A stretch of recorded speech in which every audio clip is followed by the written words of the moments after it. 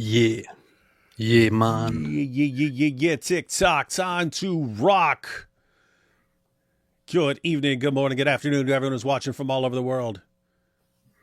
We have a theory here. It says maybe AP is applying more makeup. Ha! He doesn't wear makeup. He wears various disguises.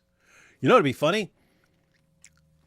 If like jihadis showed up to assassinate you one day and didn't recognize you because you were wearing one of your dumb wigs, and they just had That'll to be hilarious. leave. And they just had to leave. They're like, oh, we're here for, oh, wrong place, wrong place. All that we've got is this dude and his dreads. And then they leave.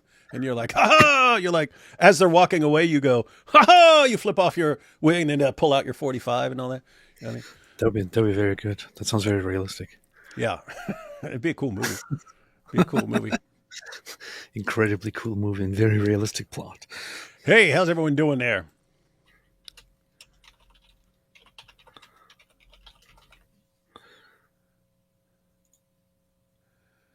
Let's see.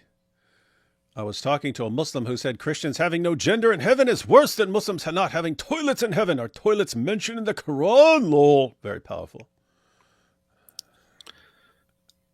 There's a thing though. Like there is an aspect. I have to say, when I was a Muslim in the past, there was something to look forward to in paradise.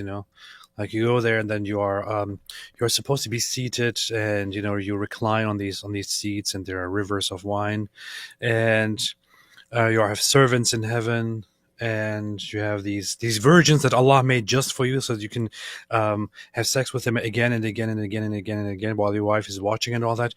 And then it's like moving from that to Christianity now, where there is no such thing in heaven. It's like, I don't know, man. I kind of feel like I want more out of all of this. Maybe I should go back to Islam. Yeah. Where you get to spend eternity deflowering virgins.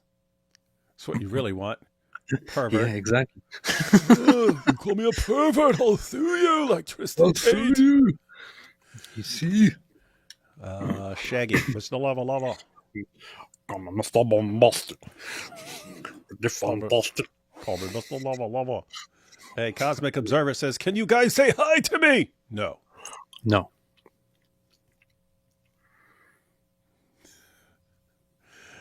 This is where David ran to LOL. Yeah. Where David ran to? What? Yeah. I was just on with God Logic, Jai, and DOC because I forgot I was going live with them when I told you we'd be going live on this. So I had to cut out at the last second. So Muslims are like, you see, he's running. He's running from our powerful dawah. Dawah. Seriously? You were supposed to go live with the God Lodging? No, I did, but I had to cut out early to jump over here. Funny. No, that's cool because we went on like a little after 5 and then just jumped off. So I was there almost 3 hours. So that was good. It's actually cool because I mean we're opening up the lines over there for people to call in and refute us on the Islamic dilemma. And a couple guys will try here and there, but it's just we're ending up with lots of Muslims who are like, okay, give me information on this. And they're like, we're like taking them through it. And they're like paying attention and taking notes and stuff like that. In other words, you're getting some like sincere people who are basically saying, okay, if there's this problem, I want to know about it. And they're actually looking into it. So cool stuff, man. Cool, super awesome stuff going on right now. Super awesome and based. All right, AP. So wanted to set this up because our good buddy, Alex O'Connor, I think he calls himself an agnostic now, because at least I think so. I'm not sure because I know when I say atheist now, I've gotten people saying, no, he's an agnostic. So if they're right, then he considers himself an agnostic. Or he's an atheist. Yeah, or he could be using atheist in like the new atheist sense where it just means lack of belief. And so he'd be an atheist in that sense. But I don't know. He's somewhere in the atheist agnostic category. But he had a discussion with John Lennox, Oxford mathematician. Let me pull up. I think that dude's got like 2 or 3 doctorates, man. Where is that? It's, it's, Find his it's page. John. It's John Lennon, man, not John Lennox. What are you talking Okay. about? John Lennox. John Lennox. Let's see. Imagine there's no heaven. John Carson Lennox. Carson? I'd go by J.C. Lennox if I had John. If my name was John Carson. J.C. Lennox. Then you sound like C.S. Lewis. I would go by Jackal. Jackal Lennox. That sounds cool. Yeah. Is a Northern Irish mathematician. That's why he sounds like a leprechaun. Like the entire time he's always speaking, all I can think of is hearts, diamonds, clovers, horseshoes, frosted Lucky Charms. Anyway, is a Northern Irish mathematician, bioethicist, and Christian apologist originally from Northern Ireland. He has written many books on religion, ethics, the relationship between science and God, like his books Has Science Buried God? And the follow-up, Has Science Humiliated God? And the follow-up after that, Has Science Destroyed and Obliterated and Intellectually Molested? No, I'm just making all that up. He wrote, Has Science Buried God? And Can Science Explain Everything? And his public debates with atheists, and has had public debates with atheists, including Richard Dawkins and Christopher Hitchens. Let's see. As a professor, Lennox specialized in group theory. He is emeritus professor of mathematics at the University of Oxford, where he is also emeritus fellow in mathematics and philosophy of science at Green Templeton College, and has worked as adjunct lecturer at Wycliffe Hall at the Oxford Center for Christian Apologetics. Huh. Let's see. What are his degrees, dang it? Let's see. Lennox was born 1943. Well, that's a long time ago. Attended the Royal School, blah, blah, blah, blah. Went on to become exhibitioner and senior scholar at Emmanuel College, Cambridge, where in 1962 he also attended the last lectures of C.S. Lewis. Ah, he was there. On the poet John Donne. Lennox obtained a master, here we go, a master of arts, a master of mathematics, and a doctor of philosophy from the University of Cambridge with the dissertation Centrality and Permutability in Soluble Groups. That sounds like a real page turner. Lennox was awarded a Doctor of Science degree in mathematics by Cardiff University in 1993 for his research. Lennox also holds a Doctor of Philosophy degree from the University of Oxford by incorporation and an MA degree in bioethics at the University of Surrey. Seems like he's just spent his entire life getting degrees. Yeah, so from the University of Cambridge, MA, M.Math, and PhD. From the University of Oxford, MA and D.Phil. From Cardiff University, Doctor of Science. And from University of Surrey, and MA. That is 1, 2, 3, 4, 5, 6, 7. That's 7. That's 7 higher level degrees, master and above. Sounds like exactly the sort of person for our boy, Cosmic Skeptic, to get skeptical about and crush and humiliate him. I think there's the issue with John Lennox is that I think he's the reason why Christopher Hitchens got cancer and died. What's like, wrong with you, man? When they had a debate, I think right after Christopher Hitchens was diagnosed with cancer, and then a little bit later he died. So he humiliated him so badly. Humiliation doesn't cause cancer, man. I don't know what they taught you in Islam school that you went to. Pretty sure it does. Yes, you see this, you humiliated them. Oh yeah, Ali Dawah did pray for us to get all sorts of diseases. That's true. And I still got this cold I can't get over. Huh, that's weird. So anyway, guys, Cosmic Skeptic, Alex O'Connor now, I think. But Alex O'Connor had a discussion with John Lennox. They covered a number of topics, but at least for the first half or so, they're focusing on science and religion, various issues related to that.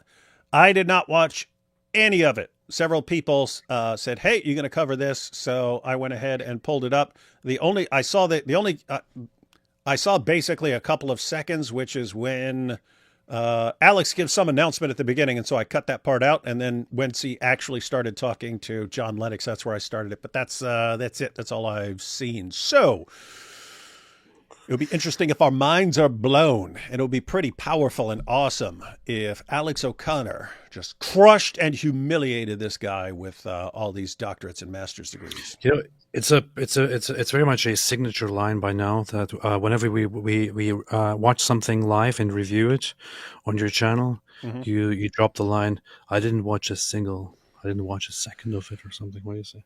I'm pointing that out because like think about it, people might be thinking we've got all this stuff like prepared responses and stuff, and have not seen any of it. I'm to the point where if I'm about to watch something, it's different if there's like this long live stream and or this long show or something like that, and I'm like, oh, let me find the best part for us to review. But when I kind of go to this one and they're starting off with the science and religion thing, I'm like, it's to the point where I'm like, okay, if I'm going to watch it, why don't I just watch it live? Like, why am I going to watch it twice? Makes sense. Like, what we can all watch it together, and then either cheer for Alex O'Connor or cheer for John Lennox. We'll see. Take these first couple super chats and we'll jump into this new video. Ida says, "Hey AP, oh D Wood, do you remember me?" Hey, what's up, Ida? Ida is awesome. I will remember Ada. Jack Ray says, "Oh man, this isn't the Mike Winger show. What am I watching?" Well, anything would be better than the Mike Winger show. Mike Winkler. Mosh says, "What people don't know is that AP is doing his Mossad disguise course right in front of us all. Wait till he gets paper training. That's going to be pager training. That's going to be a blast." Nice. This is true. Finally, somebody gets. Yeah. So everyone. So everything has been arranged, and yeah, AP is going through his disguise training.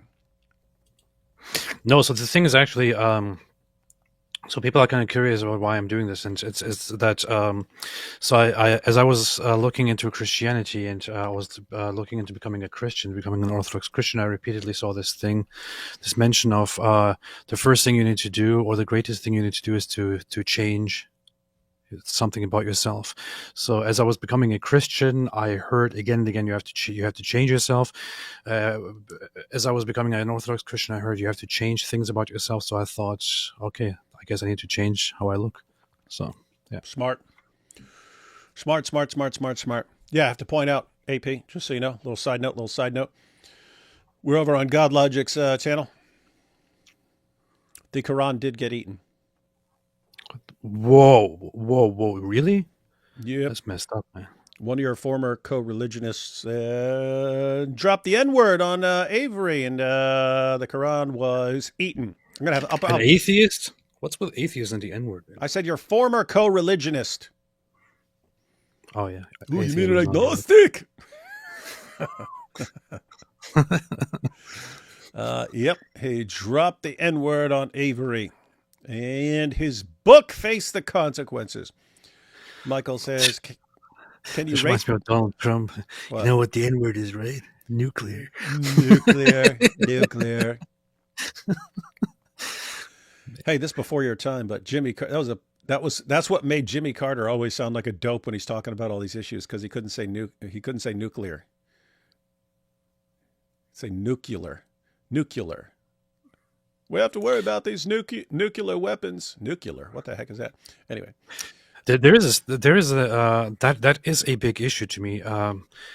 Since my this decision to become a Christian, very much I also began to learn to let go of the idea of these people deserve to die, those people deserve to die. I make exceptions though when it comes to people who pronounce nuclear as nuclear. Yeah. It's like, that's where we draw the line, and I don't mean the Diddy line like Muhammad drew. Yeah. Can you rate the Dawa guys? Well, you'd have to say based on what? It's based on like who gives the best arguments, or who's most popular, or who's most reasonable, or who's the biggest Chest thumper, you'd have to say based on what? I'm glad you said rate. Yeah, yeah. Uh, can you rate the Dawa guys? Yeah. I want to be clear. It's got a T. Not like something from out of one of these hadiths about Muhammad on the wrong side of the Diddy line. Um, Mr. Hamza. Who? Hamza Tortoise? Or is that other Hamza? No, there's the Hamza from, oh, there's Hamza's Den. So you got Hamza Tortoise, you got, there's too many Hamzas, man. We don't even know which Hamza you mean. Hamza Tortoise, Hamza the shop owner. We don't know. All right, AP, rate your favorite Dawa guy right now. Who is it?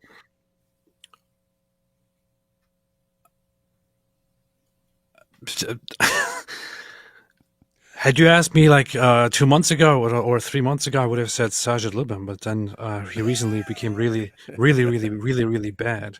Not Really because terrible.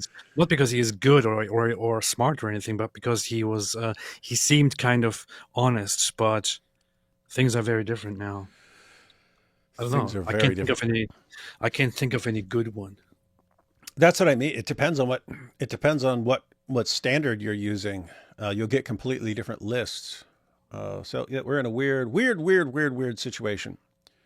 If you were to say who would be the most effective debater defending Islam, I think it would be none of the normal guys. I think it would be someone like Khalil Andani or something like that, just because he's way smarter and way quicker than most of the Dawa guys. But guess what? That wouldn't be what's persuasive to a Muslim audience. What's persuasive to a Muslim audience is, me humiliate you, me strong than you. So anyway, it's weird. You know what? Let me be honest. Actually, thinking about all the Muslim apologists, I think the one that I don't feel like any disgust toward, or any kind of remaining anger or anything about, is Farid. To be very honest, and I think he's not a very terribly dishonest guy. I think he tries to be kind of honest and all that. Although, how honest can you possibly be when you are following Islam and defending Islam? I think Farid is an okayish guy for a Muslim apologist. Mm-hmm. Interesting. And here we have Little Boy says, spoiler alert, O'Connor admits that the argument that genetic information suggests it came from a mind is not a God of the Gaps argument. That's true. It's not.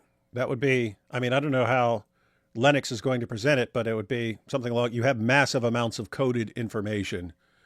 It's a massive set of instructions. And so based on everything we know, so this isn't, oh, we don't know or we don't understand something, therefore God, that would be God of the Gaps. It's based on everything we know from all of our experience, that kind of coded information comes from a mind. And therefore, if you find it somewhere else and you don't know the source, makes most sense to say it came from a mind. I did want to point this out. This is Toby.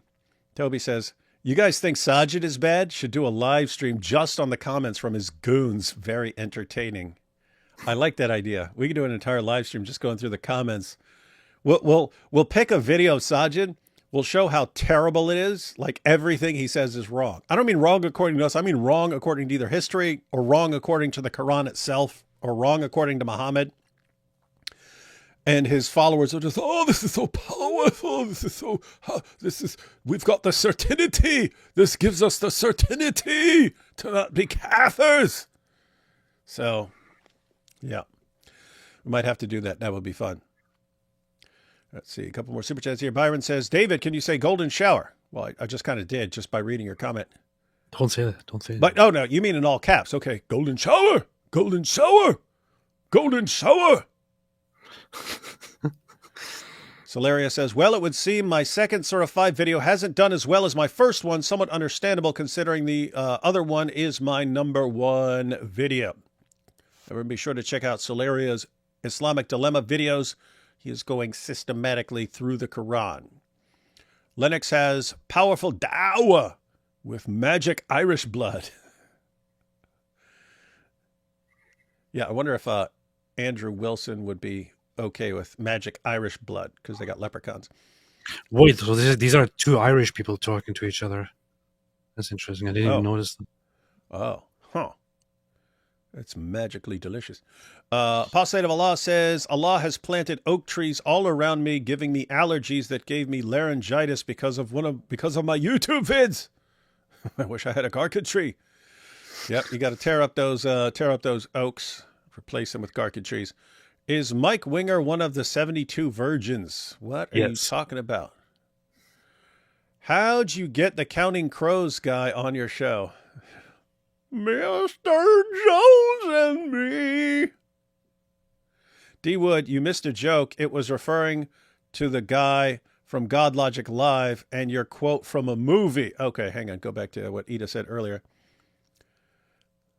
Oh, now I get it. Now I get it. Now I get it. Ah, I get it. I get it. I get it. So I went back. Okay.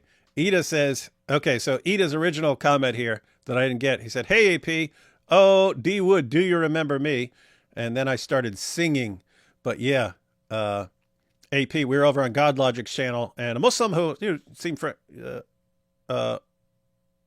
he was friendly and stuff, but he said to God Logic, he said, "Do you remember me?" And God Logic's like, "No, I don't remember you. I don't remember you." And I told him he had to memorize the little line from the Street Fighter movie where you got Major Bison. He had taken control of some country and had slaughtered tons of people and villagers and so on. And this woman, ever since her family was killed and her village was destroyed when she was a child, had been plotting her revenge the entire time. And she finally confronts him, and she has this awesome speech prepared. And she said, "That's when you rolled into our village. You didn't even let them." And she's talking about all the people who were killed.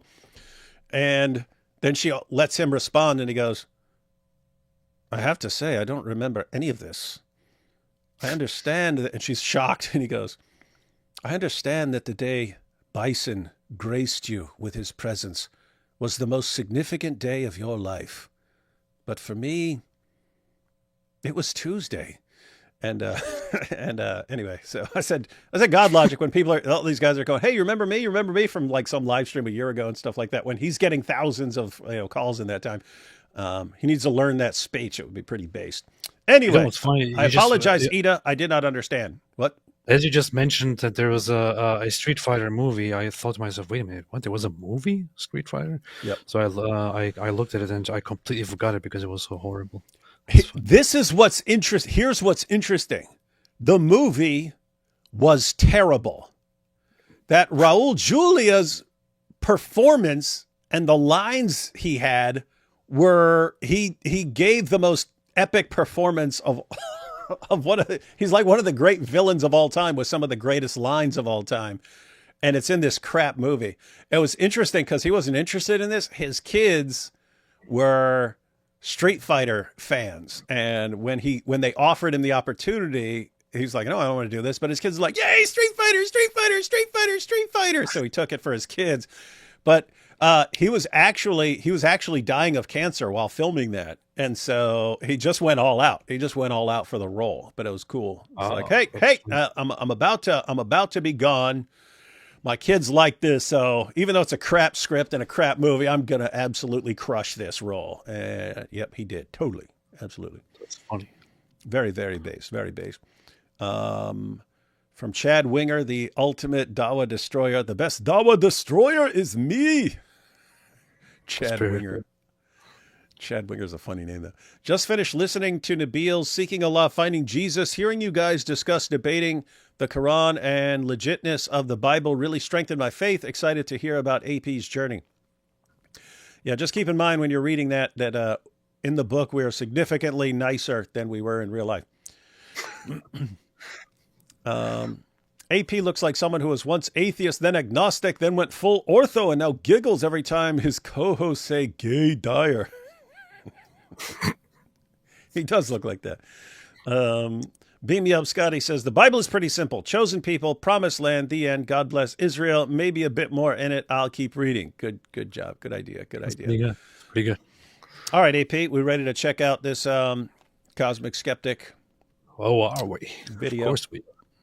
Interviewing John Lennox. All right, everyone, here we go. We're going to check some of this out. Wait, let me get this off the screen here. And all right. Get this off the screen. We've got Cosmic Skeptic versus Mr. Boombastic. So, John Lennox, welcome to the show. Thank you very much. Are Oh, he does sound science like and him. religion in conflict? I have to say, that's awesome. Did you see that? Yes. John Lennox, welcome. Our science and religion. He just jumps right into it. No introduction. You know what I mean? Like, I'd be inclined to, hey, let's talk about you. Why don't you tell us about yourself? Get to know you and stuff like that. Alex gets right to the point. I actually like it. Interesting. I have a good idea for Alex. You should call this show "My Next Guest Needs No Introduction." That would be an awesome. That would be an awesome name for a show. And Yeah. you could do the entire thing between two ferns. That'd be cool too. Yeah, very solid. We're giving idea. you awesome ideas, Alex. But I like the way you're going with just jumping right into the topic.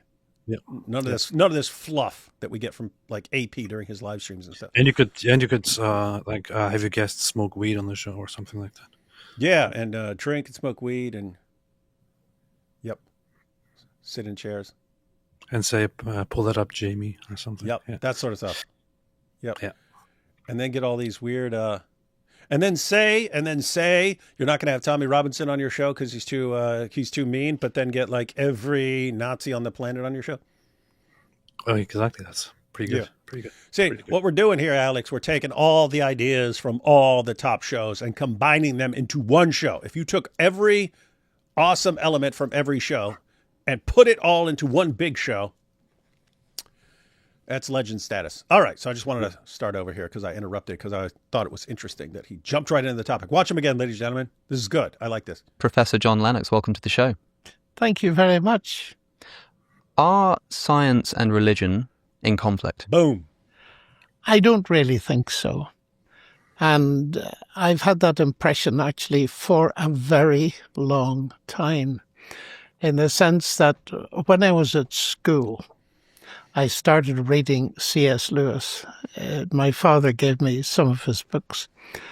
And it was very interesting reading those books because his take on the history of science, which was based on Alfred North Whitehead actually, was, to quote more or less, men became scientific because they expected law in nature, and they expected law in nature because they believed in a lawgiver. That fascinated me. And a little bit more research showed me that if you take modern science, I'm not talking about medieval science, modern science, and you start with people like Galileo and then you move on to Kepler, Newton and so on. These people were all believers in God with slight variations on it. And it seemed to me there was a pretty close connection between their theism and their approach to science. Hey, this is interesting because all this stuff has, like, for a long time, post-Darwin, basically, there emerged this idea, and it was a couple guys. It was Draper and then that other dude who basically popularized the myth that there's this ongoing conflict between science and religion. So, so they popularized this idea, and it was complete. It was like these guys were like completely distorting everything they were citing. But it became the popular idea and only started changing pretty recently. But Alvin Plantinga put out an entire book on science and religion, where the conflict really lies, because you eventually get to the new atheist where the parallel is like with the Jesus mythers.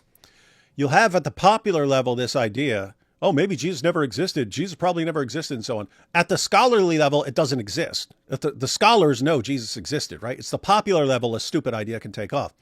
Well, you have a parallel with the issue of science and religion. At the popular level, it's very common to believe in what's called the conflict or warfare model, where the relationship between science and religion is one of conflict or warfare. That's at the popular level. At the scholarly level, everyone holds to what's called the complexity model. Namely, the relationship is complex. There can be a time when religious believers like would silence someone or something like that. But there are also plenty of times where religion is helping in various ways. And the what Plantinga ultimately concludes is there's with science and atheism, there's superficial agreement, but on a deeper level, they do not fit together. Whereas with religion, it's reversed. On the surface level, it looks like these are in conflict. If you go to a deeper level, they actually are connected in important ways. And what Lennox was just pointing out there was it's interesting because he's pointing out that just from reading C.S. Lewis, he got a different perspective on this, and he got this when he was young. That there's a reason that all the pioneers of the scientific revolution were Christian of one variety or another. They were the ones who expected it. Just think, if you're an atheist and you did not know that the universe has all these neat little equations that are behind everything, would you ever think in a million years as an atheist that the universe is running according to neat little equations? No. Why would you think that, right? It's like mathematics. Mathematics is a language. Why would language be involved in everything? Makes no sense. Christians actually expected it. It's like, hey, this universe is made by a mind. We're created in the image of that mind. And therefore, we're the kinds of things that can actually figure this out. And therefore, we know these laws are out there. We just have to go find them. And then they did. And that's what gave rise to the scientific revolution. Anyway, it's interesting to me that he's saying that he got this when he was young, because back then it was the opposite as far as in academia. The exact opposite was taken for granted. Good job, C.S. Lewis. You affected this And guy. in general, historians of science, and when I came to Oxford after a while, I worked for a time with John Hedley Brooke, who was the first professor of science and religion here, now a wonderful historian. Yeah. And he was very cautious, but he said there certainly does seem to be a connection between the biblical worldview and the rise of modern science. So sometimes I say to people who ask me that question that I'm not remotely ashamed of being a scientist, if you count mathematicians as scientists, and a Christian, because arguably it was the Judeo-Christian worldview that gave me my subject. So I think there's a deep resonance there. And I do think there is a conflict, though, just to explain a little bit further, but it's not between science and faith in God. And I often illustrate this by thinking of the Nobel Prize in Physics. Because, take for example, Peter Higgs, who won it, Scotsman, atheist, brilliant physicist. And then there's another person I know, Bill Phillips, an American Nobel Prize winner for physics and a Christian. And what that tells me, Alex, really is this, that their difference isn't in the realm of physics at all, or science, it's in worldview. And I see a real conflict between the theistic worldview and the atheistic worldview, and there are scientists on both sides. And so I feel that if we take that on board, we can make a more sensible exploration of this whole, well, I think it's a myth, and a lot of historians do as well, that science and religion are necessarily in conflict. I think as a final codicil, I would say it depends. Yeah, so I think he keeps emphasizing there's no conflict between science and belief in God or science and belief in religion. What you would say is there can be conflicts between certain claims. Like if you're interpreting the Bible in a certain way, and that conflicts with something that scientists would claim now, then that could be a kind of conflict. But if you're talking about the sort of big ideas that the universe is created by God, that we're created in God's image, that we're the kinds of things that are sort of meant for this, meant to discover things, that no, there's no conflict there. In fact, you kind of need that. You need something like that. So again, why would you think that the universe is going to sort of be governed by these neat little mathematical equations. That would be extremely shocking on atheists. If you didn't already know it, see, now they already know it, and so they take it for granted. If we didn't know it, and you just said, okay, I'm a theist and you're an atheist, and we don't know what the universe is going to be like when we go out and examine it. Do you think that things are all following neat little mathematical equations? And I mean everything. If I drop this cup right now, it follows an equation. Like, why is everything obeying mathematics? Mathematics is a language. There's speech behind everything. And it is just, I don't know. It is interesting that you have in the Bible that God is upholding everything by his word. Huh? That's what religion you're talking about. I'm talking about the Judeo-Christian worldview, because science conflicts with a lot of religions. I think this question of the history of science, yes, and it being tied up with the Christian worldview is an interesting one, because to me it's slightly different to asking whether the findings of science after the scientific method gets off the ground conflict with the sort of tenets The Bible of religious belief. And so I think what a lot of people will think is, okay, the founders of the scientific method were Christian, but of course they were, because everyone was Christian. And if science does somehow undermine Christianity, then of course they would be Christians, because they hadn't invented the scientific method yet to undermine it. And so people will point to the findings of science and say that the explanatory power that these Christian men who wanted to understand the universe found in the scientific method removes the space needed for the explanatory power of God. Now, I know you disagree with that too, of course, but I was hoping you could tell us why. Hey, that's actually interesting, and that is one of the important responses. So there's kind of two things. There. So on the one hand, you could agree, because it's indisputable that the pioneers of the scientific revolution were a bunch of Christians, right? You had Catholics, you had Protestants, you had a couple of heretics, but they all believed in God and they all believed in the Bible. And so on the one hand, you could say, okay, you had a couple of ideas that were important, like your belief that the universe was created, and your belief that you're created in the image of God, and your belief that you can go and figure these things out, and the belief that by understanding how God runs the universe, you're learning more about God. And so you actually think that this is a kind of worship. You're actually worshiping God by learning about how he's running the universe. You could grant all that and say, yes, that helped science get off the ground. But after science got off the ground, it took away the need for belief in God. So that's one kind of claim. The other kind of claim he just made was, well, everyone was a Christian back then. So of course the people coming up with science were Christians. People were Christians back then. That part's just total nonsense, right? You had because guess what? You had tons of people beforehand, before Christians were there, and you had tons of people in different parts of the world. The stuff that's needed to get science off the ground is pretty basic. Like you take those ideas, the sort of measurements you need to get the scientific revolution off the ground that could have been done in a lot of other places. That could have been done in the Middle East. That could have been done in Egypt. That could have been done in China. That could have been done all over the world. People just didn't do it. So anyway, the point is there's something different about that group of Christians, that they did something that other people weren't doing. People had the opportunity. They didn't do it. Why did this group did it? Well, if you ask them, they tell you because we had certain beliefs that convinced us that we can actually figure this whole thing out.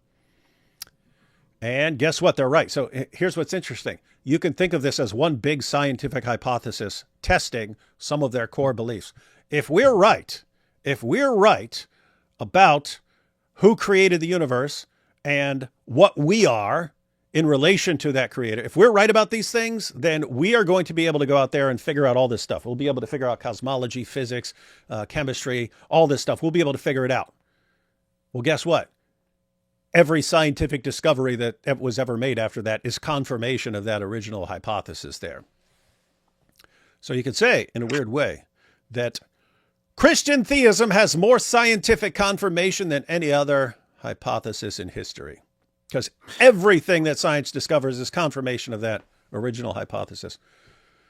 I really like Alex O'Connor because I think I would have many months ago, many moons ago, I would have said that very thing in response to this, which would be, but everyone was Christian back then, so Hmm. doesn't that just refute your point, and so on. I wouldn't. I still have the same thing on my mind, but I wouldn't really say it nowadays. I just want to listen to what John Lennox says. But I really find it very good of Alex O'Connor to have these conversations in such a good way and to bring up these questions that some of us uh, might ask arrogantly in the best Hmm. way possible. So Yeah, and that's what I'm noticing too. So he jumps right into it, and then he brings up the main responses to what Lennox just said. That lots of atheists would be thinking, and that lots of Christians would be wondering, okay, well, what if someone brings this up? And he tosses it right to him and lets him answer. So let's see what Lennox says. Let's see if Lennox is about to be humiliated. And go, aha! Well, I hadn't quite thought of that when I was eating me Lucky Charms. Well, I think it is an argument that's pretty fair if you apply it to a limited proportion of the earth. Yep. But the interesting thing to me about that, and I've thought about it a fair bit because it's the obvious point to make, and it's a good point to make, is that modern science did not develop among the Chinese. And a lot of study was done on that particular topic by a very famous sinologist who actually did he found the Academy of Sciences in China. I'm wrestling for his name. You probably know it. I'm not sure I do. But he did a lot of research, and he was principally a Marxist in his viewpoint.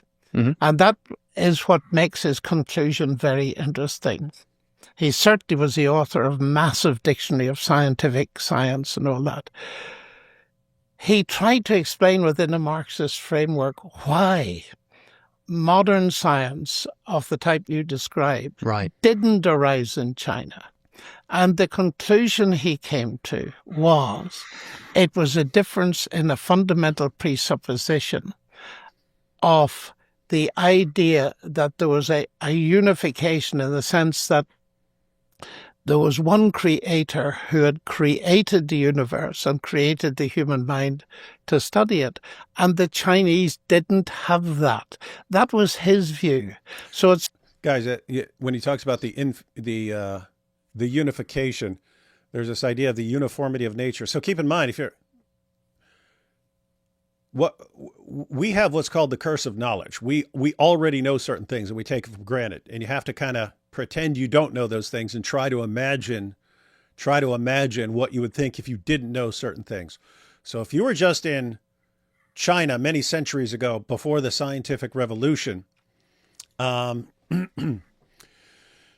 where would you get this idea that there's like one creator who makes like a set of laws to govern everything? It's like, I mean, back in the day, people thought there were completely different rules for like here on Earth and then for up in the stars. Like Christians came along, they got this idea, wait, there's one creator of everything. And eventually that starts the scientific revolution. Then you get to Newton, and Newton brings together this grand unification. No, here's a law and it applies everywhere. It applies over there. It applies at that star. It applies if I drop this cup. It applies everywhere. So anyway, Lennox is saying that you had a communist trying to figure out why the scientific revolution didn't happen in China. And it's because they had a different idea. They didn't have an idea that there's like sort of one thing, whatever it is, that is the source of everything else. And therefore you get no unification. So guys, just keep in mind, why wouldn't you think, if you had no clue what the causes of the universe were, why wouldn't you think that, the laws of nature here are going to be different from the laws of nature on like Mars or on a star, something like that? Don't know. You wouldn't. You'd have no reason to think that.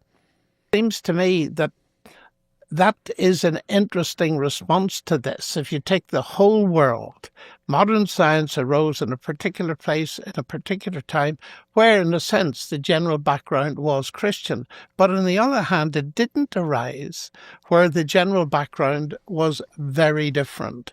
So I think that's how I would respond to it. So two questions come to mind for me. I did want to point out a little, because, they point out, why didn't it arise in China? You could ask the questions, why didn't it arise in other places? Like in Islam, you do have the idea of one creator. You have the idea of one creator who creates everything. So why didn't Muslims come up with a scientific revolution? They had scientific advancements and so on, but it was like in engineering, coming up how to make stuff, and in medicine, so how to, keep your soldiers healthy and so on after battles. But why didn't Muslims come up with scientific revolution? Well, they had the idea of a creator. They didn't have the idea of human beings created in the image of God and kind of made to figure these things out. In Islam, you're ignorant unless Allah tells you something. You don't get this idea that you're supposed to go and figure things out. You're supposed to sit there and let Allah tell you things. And guess what? That's not a good recipe. It's not a good recipe for figuring out the universe. And so even when you have these brief spurts of science or philosophy and so on in Islam, they never last. They don't last. Islam suffocates it, and you never get anything like a scientific revolution. One is the question of the so-called golden age of the Islamic world, with particular reference to mathematics, which will make people think, okay, science arises in the Christian West, but we also have this rich tradition of science and discovery within Islam as well. That's funny because, I just mentioned that. But yeah, Alex, why doesn't it last? Why doesn't it last? Islam expands, and Islam encounters writings of people who came before, and Muslims would take off with this for a while and they'd learn, and then it just wouldn't last at all. So what's going on there? And the extent I'm saying that because I don't know I know John Lennox is a master of various fields. I don't know how much he knows about the history of Islam. So I guess we're about to find out. To which you said it depends which religion you're talking about. It's also not really an objection to the point here, because the question was whether religion and science are in contradiction or not. And if he now talks about the Christian religion and the Christian mindset and Christian theology and its relation to science, and how science actually how science is brought forth in a Christian mindset, you could also find some of that in Islam and in the Islamic mindset, considering that although Islam doesn't come from Christianity or from Judaism, it adopted and took a lot, including some of the theology, from Christianity. So it therefore makes sense to draw a connection there. That said, it then further very much departs from how Christianity is and focuses on hate and death and bloodshed. So it doesn't leave much of a place for science. That's true. Sister Kay sent me a message and said you should get a smoke machine for your room. One of those smoke machines, like that people use at a club. So they got the fog machines. You need like a smoke machine, but if you were dressed like that and you had a bunch of smoke around you, it would. She said it would complete your look. That would be, I'll do that. That'd be cool. Look, AP's on Amazon right now. Smoke machine. Where do I get smoke machine? I wondered if you had a view on whether Islam can be similarly credited with scientific knowledge. I'm not an expert at Islam, but I used to be very interested in what went on in the House of Wisdom in Baghdad, where a lot of work was done, and some of it by Christians, by the way, working away at translating some of the more ancient classical documents into languages that were available to people around. And at the very least, in the Islamic tradition, you have a very strong transmission of more ancient texts. That, of course, helped with the advance of modern science. But as far as I know, not a great deal of innovation. But I'd put, again, I would say my field is algebra, And the word algebra comes from al-jabr, Mm-hmm. which is an Arabic word. And in the Islamic world, you had tremendous understanding of observational astronomy and their ways of solving equations and so on, and back into the Babylonian world. So we had certainly a great deal of stuff that was transmitted forward and helped. I would say helped enormously. But in the sort of innovation and experimentation and all this kind of thing, the vast steps forward taken by people like Galileo, Kepler, Newton, they didn't get that far, but we must credit them. Yeah, so that was interesting. So he points out that Islamic civilization inherited a bunch of stuff, both because it was already there, because the Babylonians did a bunch of stuff, but also because as they're expanding and conquering, they're taking over. Basically, when you conquer an area, you also get their writings and whatever writings and so on that they have, and so they inherited a lot of it. And these, to be clear, these things would take off for a while. And what would happen, we actually know, what would happen is you'd get some new books in, like, let's say philosophy. You get to an area, you conquer an area, you've got some books in philosophy. Muslims would have to go, some group of Muslims would have to go to the caliph and say, hey, can we explore these texts and these teachings and so on and see of what benefit they will ultimately be to Islam. And they'd have to get permission from the caliph. And then they could go explore these texts. And what would happen is you'd get a brief period where philosophy takes off in the Muslim world. And eventually they would realize, oh, this isn't working well with Islam. And so it has to go. And Islam would just suffocate it. You'd end up with a tension between the scholars of the Quran and the scholars who are examining the world.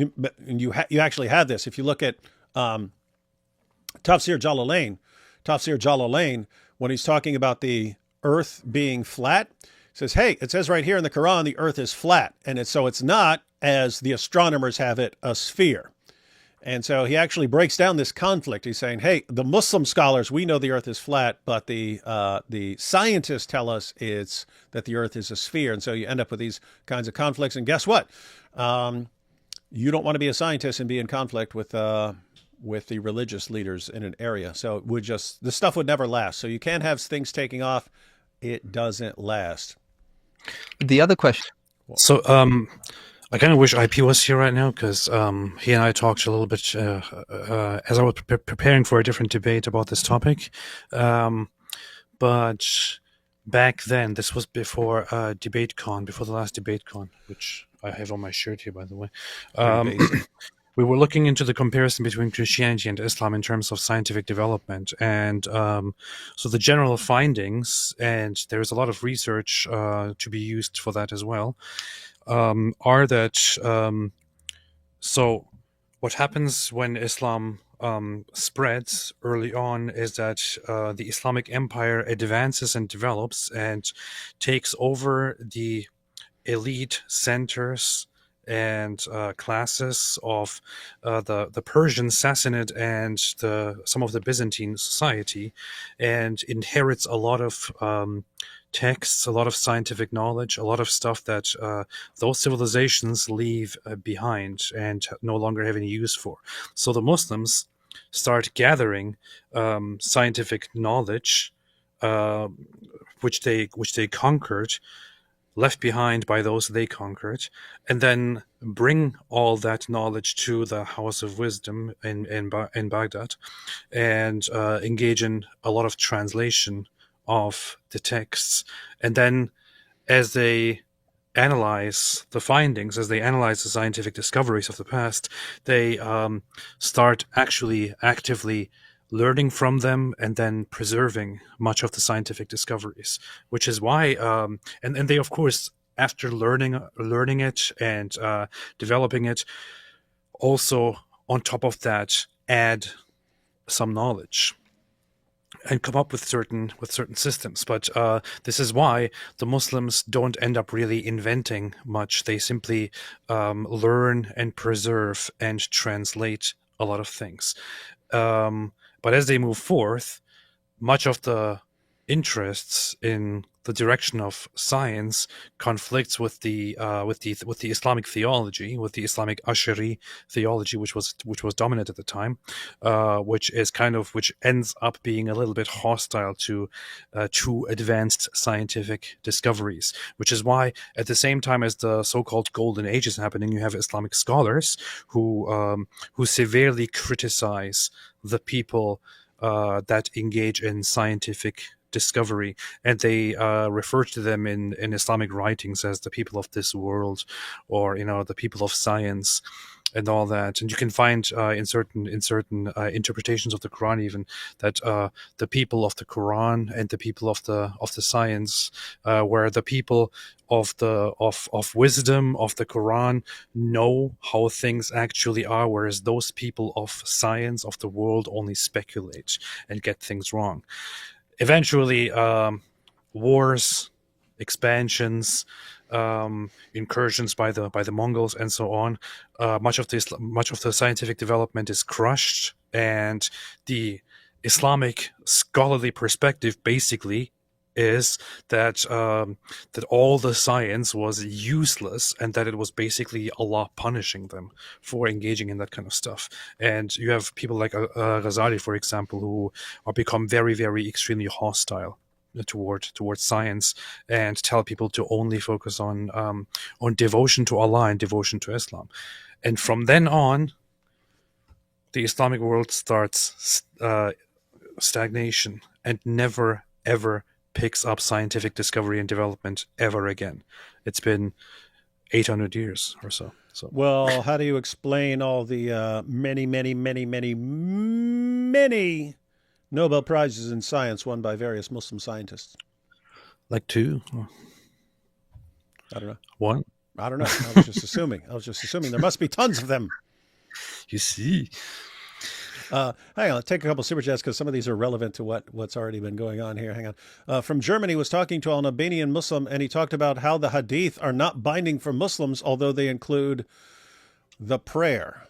Yeah, you'd have to figure out what kind of Muslim you're talking to.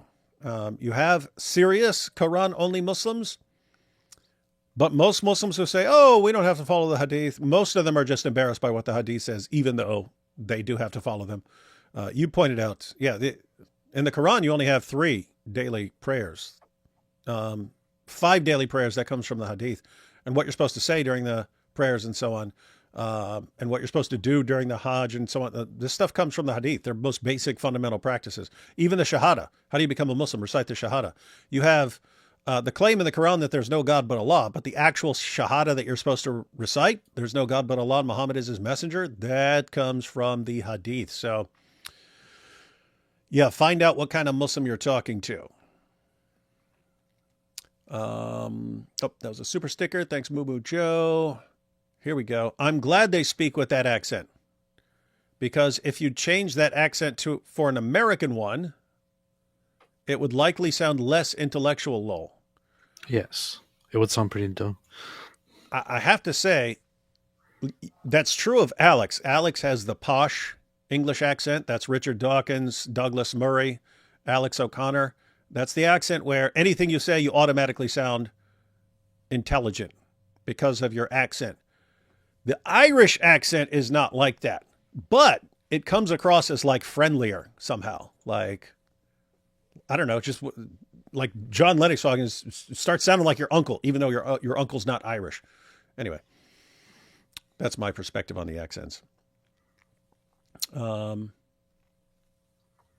Let's see. Ida says, what you did was evil. Now I can't watch the interview with a straight face. Can't see anything but an Irish leprechaun. You see what you did? That would be funny if someone takes a clip and then animates it with, animates it with a leprechaun. That'd be funny. For any of you animators out there. Talked to an Albanian Muslim about odd hadiths. He got defensive and said the stoning story wasn't originally in the Bible. How do I get him to open up? I mean, if he's resisting material from the hadiths, just go Islamic dilemma and go with the Quran. Start asking him about that. When I'm at work and explaining something, I have my finger and thumb sizing up what I'm saying like D Wood does. Funny how we follow mannerisms. Oh, hi, AP. That is good. That's very base. Hello. Without belief in a rational creator, early science wouldn't rise. Laws of nature need a lawgiver. Atheism hijacks the fruits of theism. That's actually true. The idea of laws of nature, that's a figure, that's a metaphor drawn from human laws, right? Like, hey, you have a guy who makes the laws and stuff, and they're like, oh, you have all these laws in the universe, so you've got this lawgiver. So you take that away, you lose the parallel, but we still talk about the laws of nature. So anyway, this is just weird stuff. Weird stuff, I say. And then atheists come along later after Christians come up with science, and atheists, you see, we're the champions of science, and Christians are the worst enemies of science. My mom recently became a believer, and my brother, who's an atheist, has been attacking her faith with philosophical questions. How do I handle that? You start looking into them. Right? So you tell your brother, your atheist brother, okay, pick an objection and I'll look into it. And then you go look into it and then you respond. You say, brother, I have doubts. And then you say, what doubts? Yeah, you have to focus on humiliating him. By the way, AP, you've been talking about, Alex brought up the golden age. And you were talking about the golden age. Of course, we have from Muhammad Hijab. You two can play with each other. Get on your knees. T1 can give you a golden shower. Who cares about the golden age when we've got the golden shower? T1 give you a golden shower. Get on your knees, master. You can talk that golden shower from your master. You guys think I'm done? Wrong. I know you need a slave, master. Golden shower. Get on your knees for your master. Let him slap your face.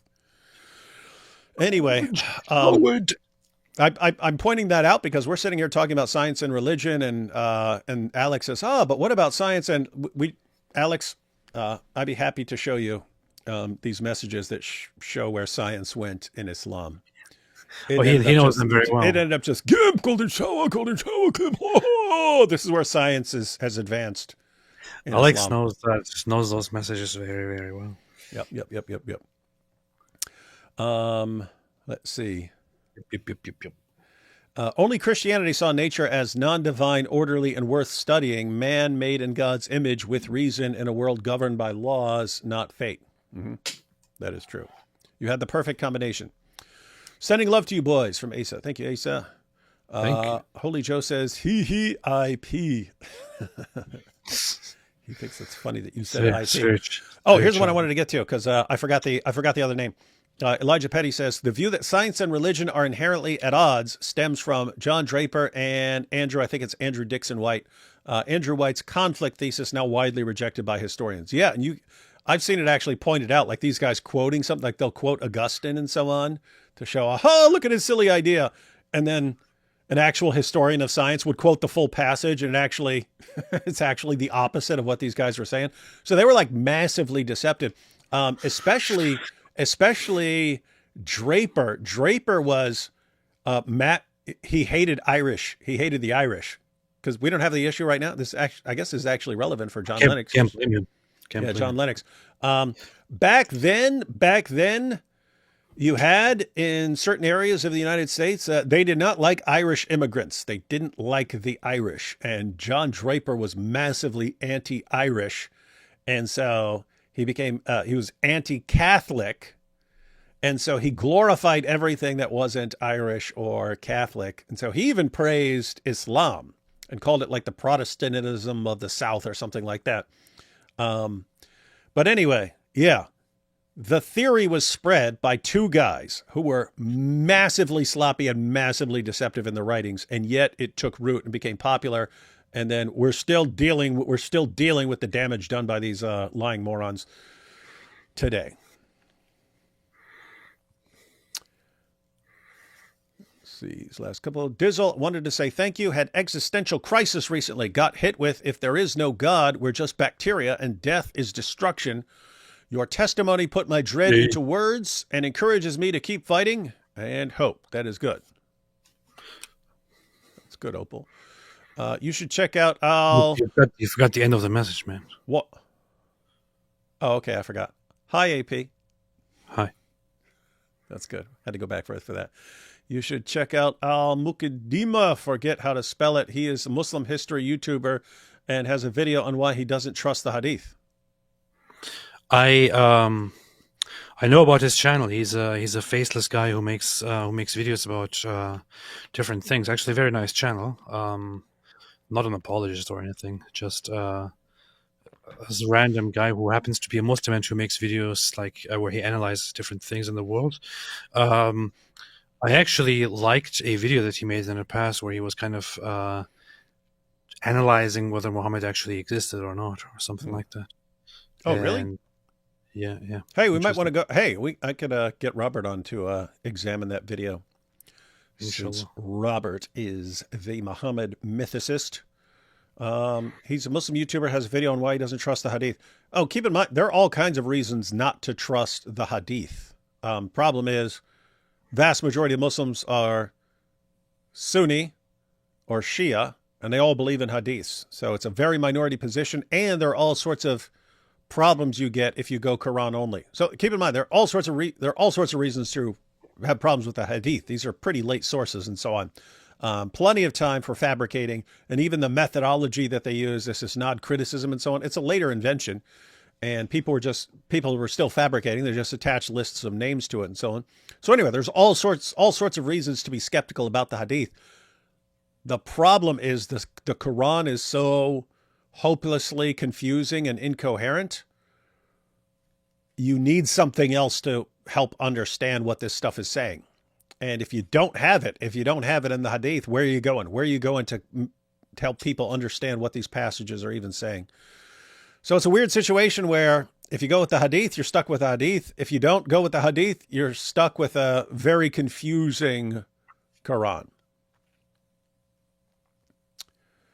Let's see, from Ida here. I don't think I completely agree about what they said about ancient China from what I remembered from what I studied in TCM Chinese philosophy. Not sure what you're saying here, Ida. So just to be clear, the Chinese had scientific developments and so on. So they made paper and gunpowder and so on. So they made all kinds of things. You just didn't get a scientific revolution, even though you had everything you needed. They just didn't come up with it. So Lennox is pointing out that a communist researcher tried to figure it out and concluded they didn't have the idea of just a grand unification of all of nature for some reason. But anyway, I don't know what they believe. I don't know anything about China much, so I wouldn't know. Let's see. Baal is your creator. What star fits on top of Saturn? I don't know. O'Connor is deceptive to those of us not lulled by his accent. I'm looking at you, Dave. Oh, hi, AP. Hi.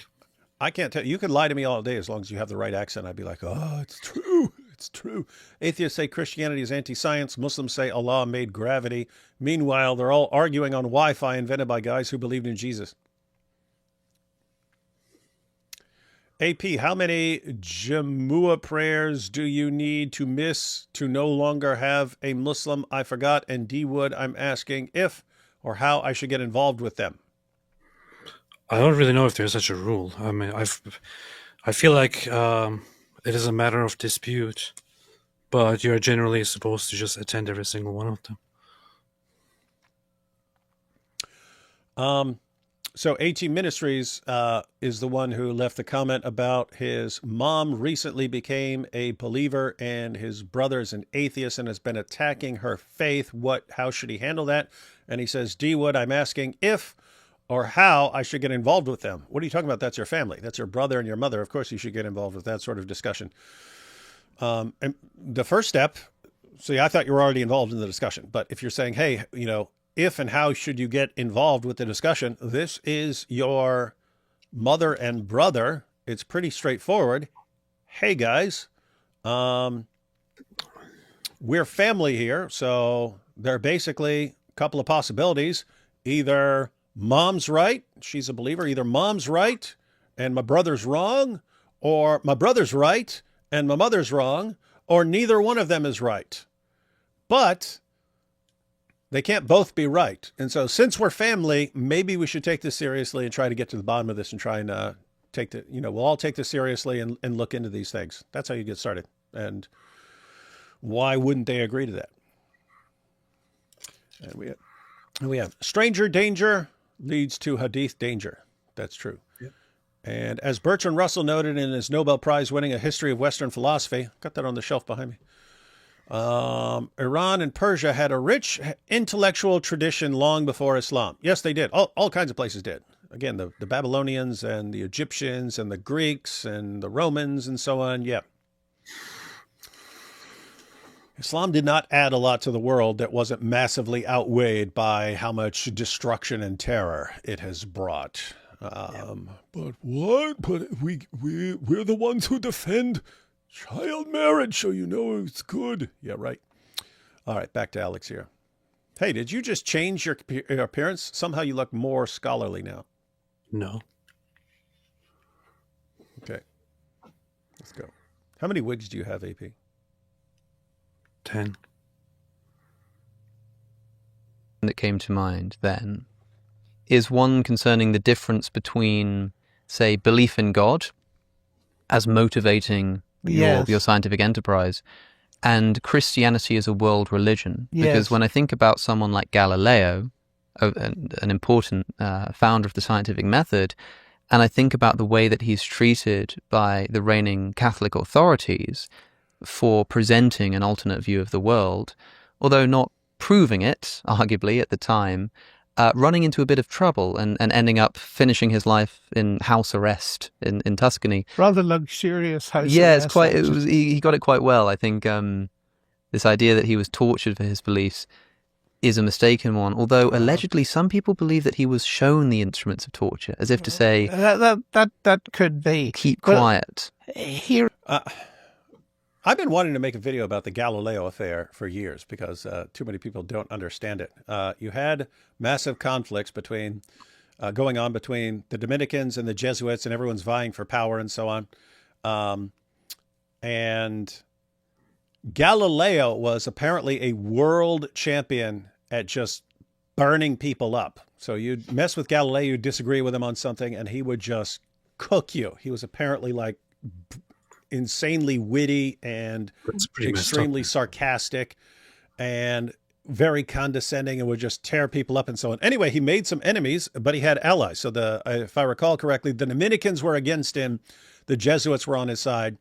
At some point, he signed an agreement that he would not teach his theory. So eventually you had someone in power over him and said, hey, sign an agreement that you will not teach us anymore. Then one of his buddies became Pope. And so, now I'm good. So he goes to the Pope, doesn't tell him about that agreement, and says, hey, can I write this book on these two models? The Pope says, of course you can. Go put that out there. The Pope said, and it's funny because the Pope was correct. The Pope said, all I request is that you point out that what we have are two competing theories here, and it's always possible that there's some other explanation that we haven't thought of yet. And so there could be another explanation that isn't even one of these two. So just include that in there and we're good. So Galileo puts out his book on these two, it's a dialogue. And so he has the dialogue, but in the dialogue, he puts what the Pope says, but he puts it in the mouth of the idiot. There's an idiot in there who's part of the discussion. Keeps right. He keeps saying stuff like that, but he puts what the Pope said in the mouth of the idiot. Right. So he basically calls the Pope an idiot. the guy who helped him, who was his buddy and stuff. He basically calls the Pope an idiot. But again, the Pope was right, because guess what? The two positions that were presented there, neither one of those is correct. So anyway, the Pope was actually correct, but it gets back to people. Wait a minute. He signed an agreement with us. He signed an agreement that he wouldn't teach this. And so he's doing it. And so this gets reported to the Pope, and the Pope went, he made fun of me and called me an idiot, and he got me to agree to let him publish it when he had signed a document saying he wouldn't do it anymore. So then you got the Inquisition, they get involved, the Inquisition's there, and all the Inquisition wants. People think the Inquisition's just going around massacring people and torturing people and stuff like that. All the Inquisition wanted was for him to sign a document saying that he had inadvertently forgotten about his contract. He's just, I forgot about that, and that's it. That was going to be his punishment. But the Pope was ticked off at this time, and there were other people saying, look at what Galileo's saying. He keeps telling us that he gets to interpret the Bible and so on the way he wants and figure things out. This guy sounded like a Protestant. And the Catholic Church at this time is pretty darn concerned about how things are going with Protestants. And so the Pope has to crack down. The Pope is pissed off. He said that Galileo deceived him. And he said, no, you're not just having him sign a document saying he inadvertently did that, because he obviously didn't. And Galileo's ultimately sentenced to house arrest, right? And so you have all these things going on that are the background of this story. How does this get presented over the centuries? It just gets presented as, you see, this is what happens. This is the relationship between science and religion. Science tries to go figure out the universe, and religion just crushes it and tries to stop it. And it's like, you have no idea what actually happened, because if you look at what happened, I mean, you had the church supporting Galileo for a long time, until he starts doing things like, I don't know, calling the Pope an idiot and violating his own contracts and so on. And at the end of the day, he had to finish his life in a luxury house of his. Well, it sounds like he deserved it, Like, don't act like that, bro.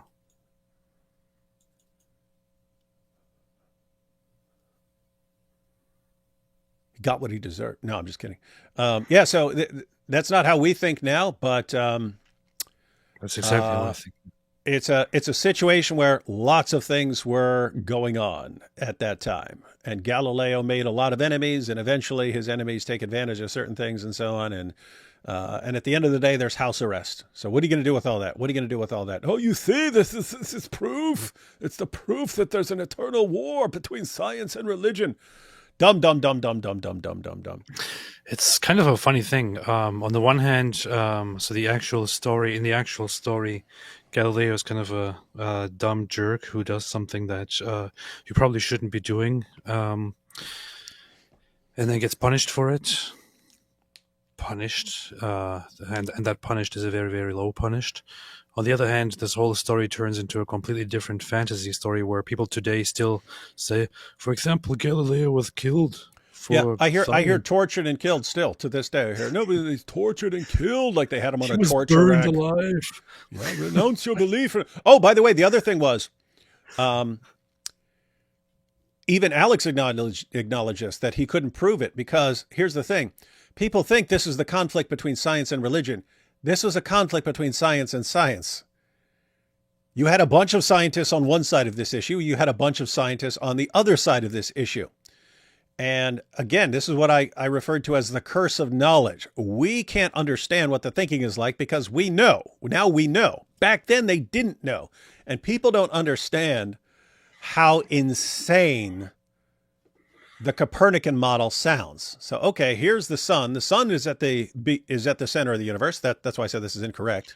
The sun's at the center of the universe, and the Earth is flying around the sun really, really fast, and the Earth is spinning like crazy.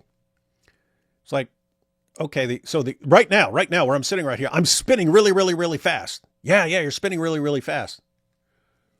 Okay, until you get some later guys like Isaac Newton and so on explaining some further concepts, that sounds insane. I mean, just imagine someone came along with something that we wouldn't know right now. Imagine someone said, "Hey, your room right now, the room that I'm in, spinning at 1,000 miles an hour like a top." I think, what the heck are you talking about? What are you talking about?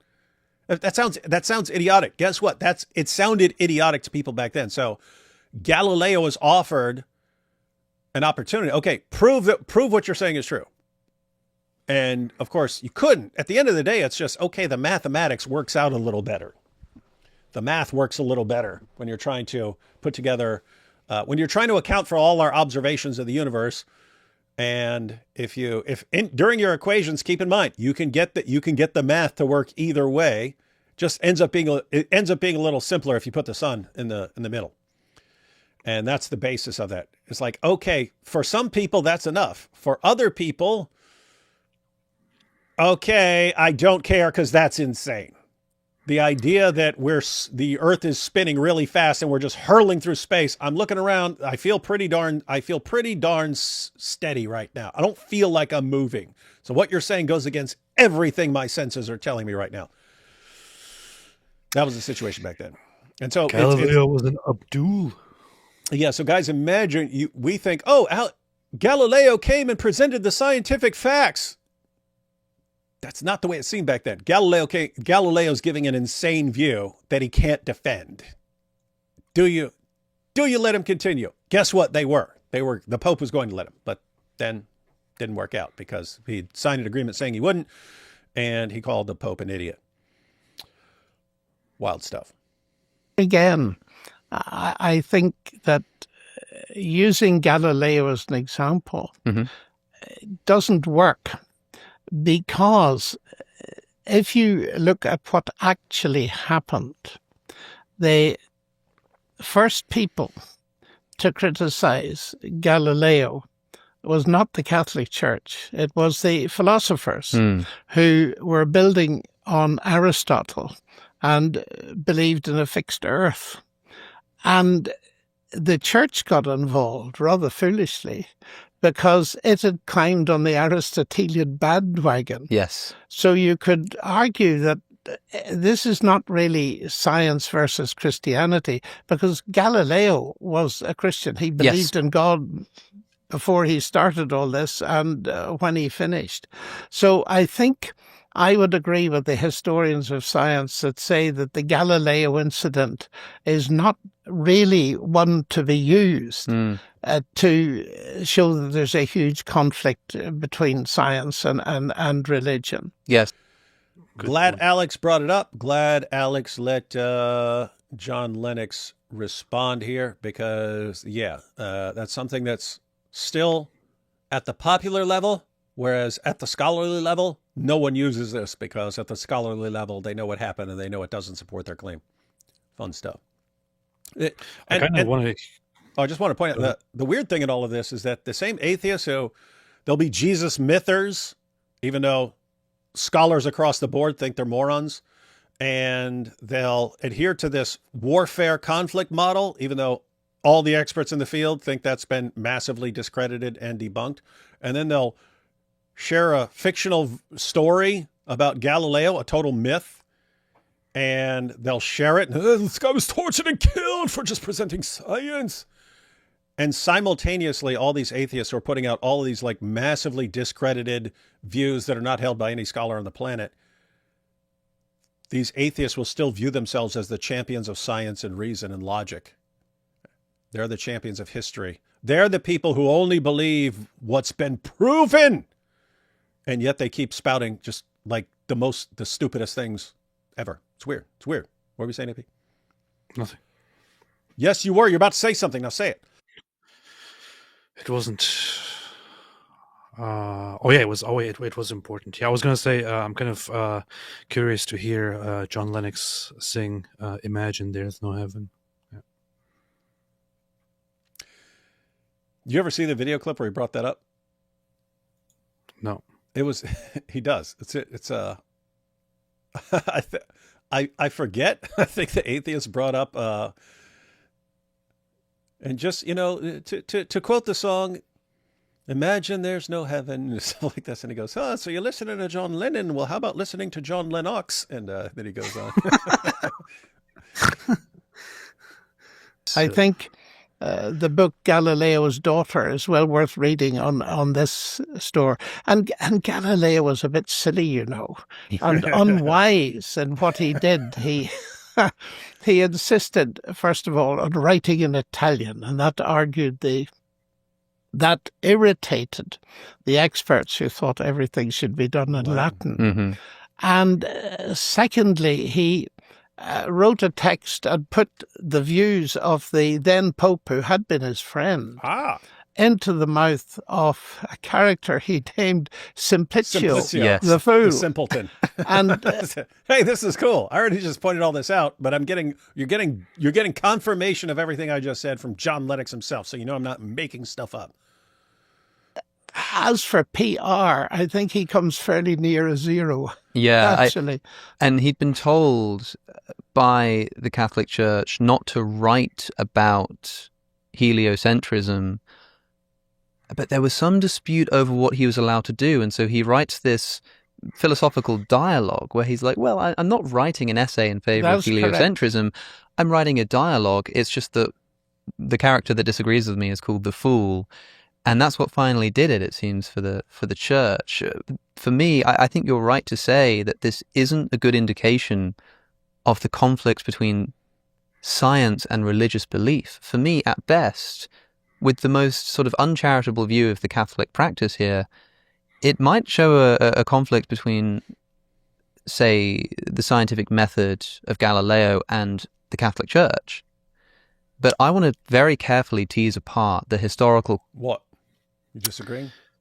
It's a little bit of a stretch, in my opinion, considering the time that we're speaking of, but nothing to add.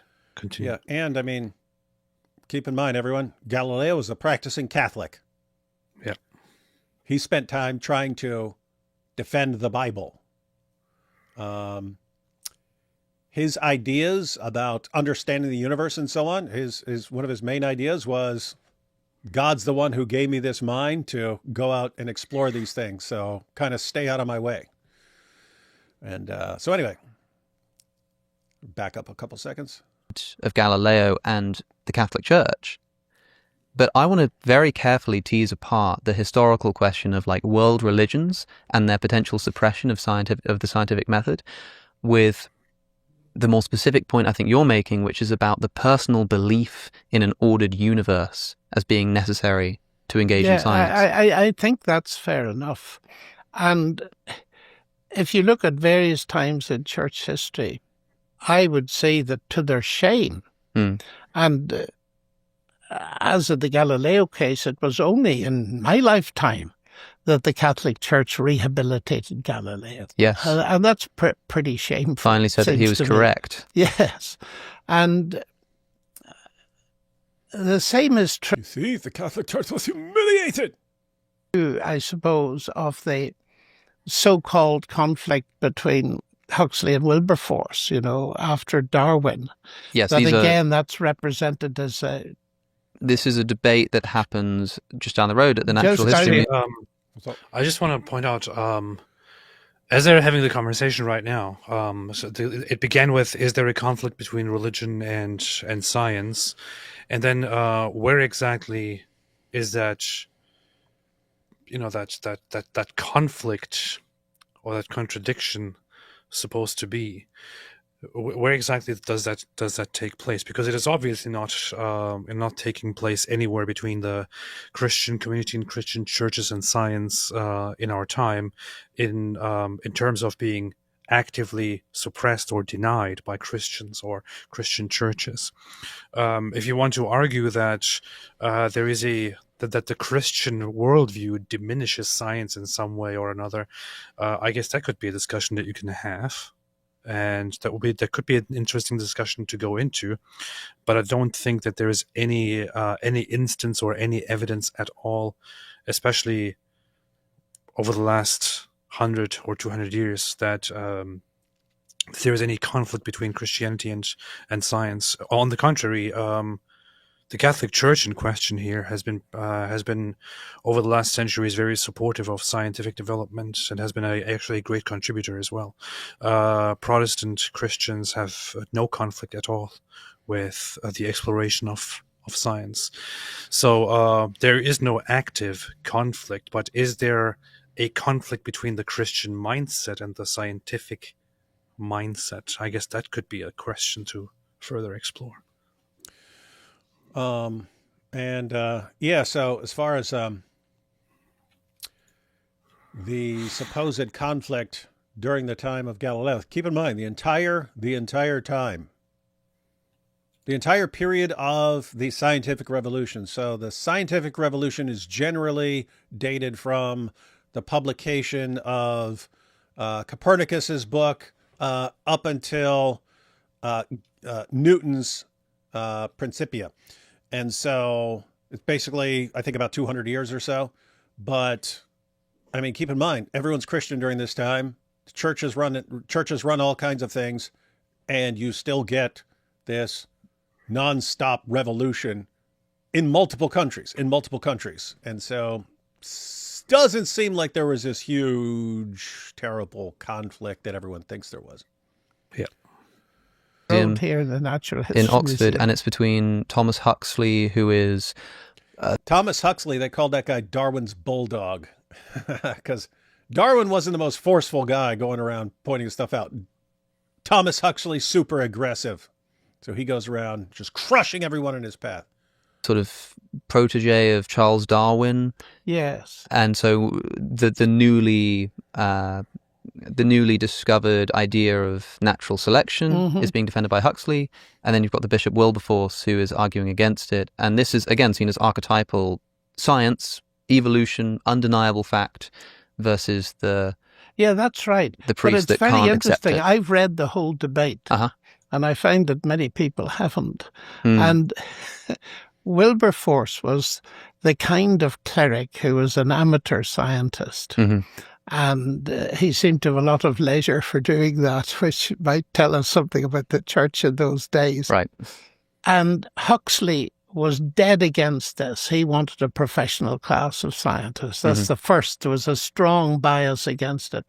But when it came to the argument, I was fascinated to discover that very early on in his speech, Wilberforce said, "I am not going to use religious arguments. Mm. I am only going to discuss the science."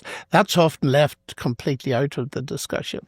Mhm. And again, it was, what was his name? The professor of the history of science at the Open University said that this event should not be used to drive a wedge between science and Christianity.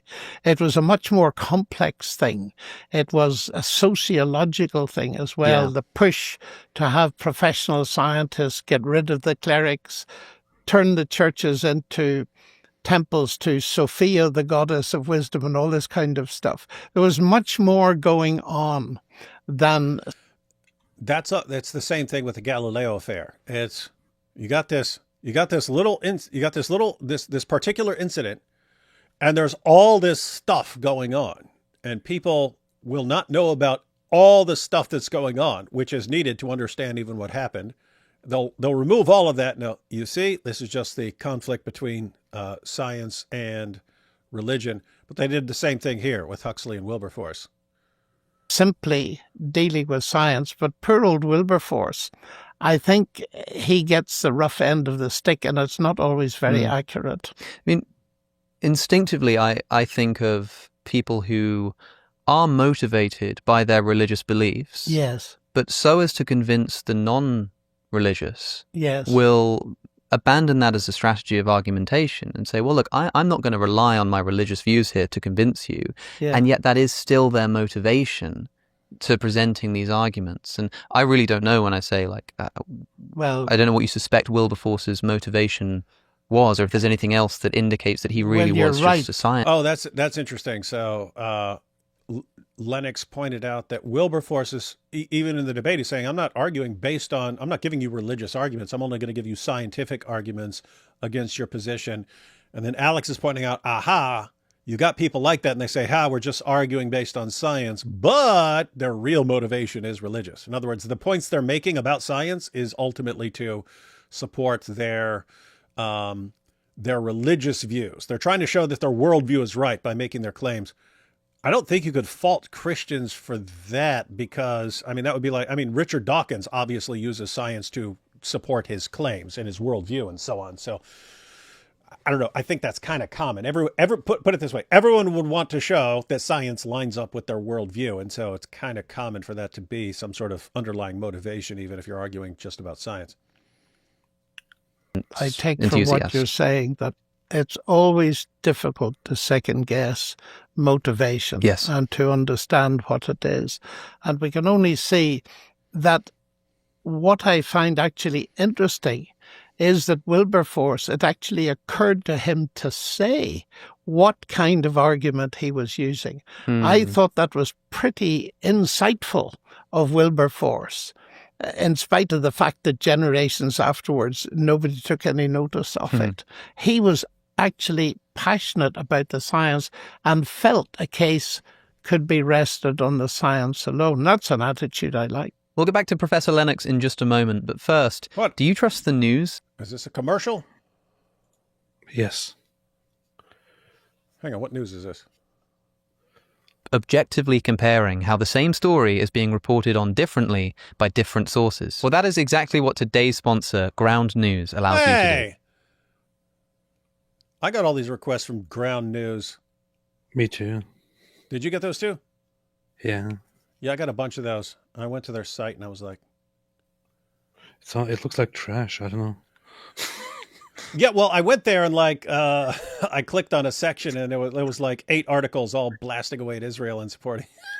I'm like, hey, I don't Really? Yeah, you can Oh, check it I out. didn't even- No, keep in mind, I don't know what they're arguing. I didn't read any of it and stuff like that. It's just what it looked like. So I was like, I don't know if I'd want to go this route. But keep in mind, maybe an awesome news source. And so, yeah, check it out.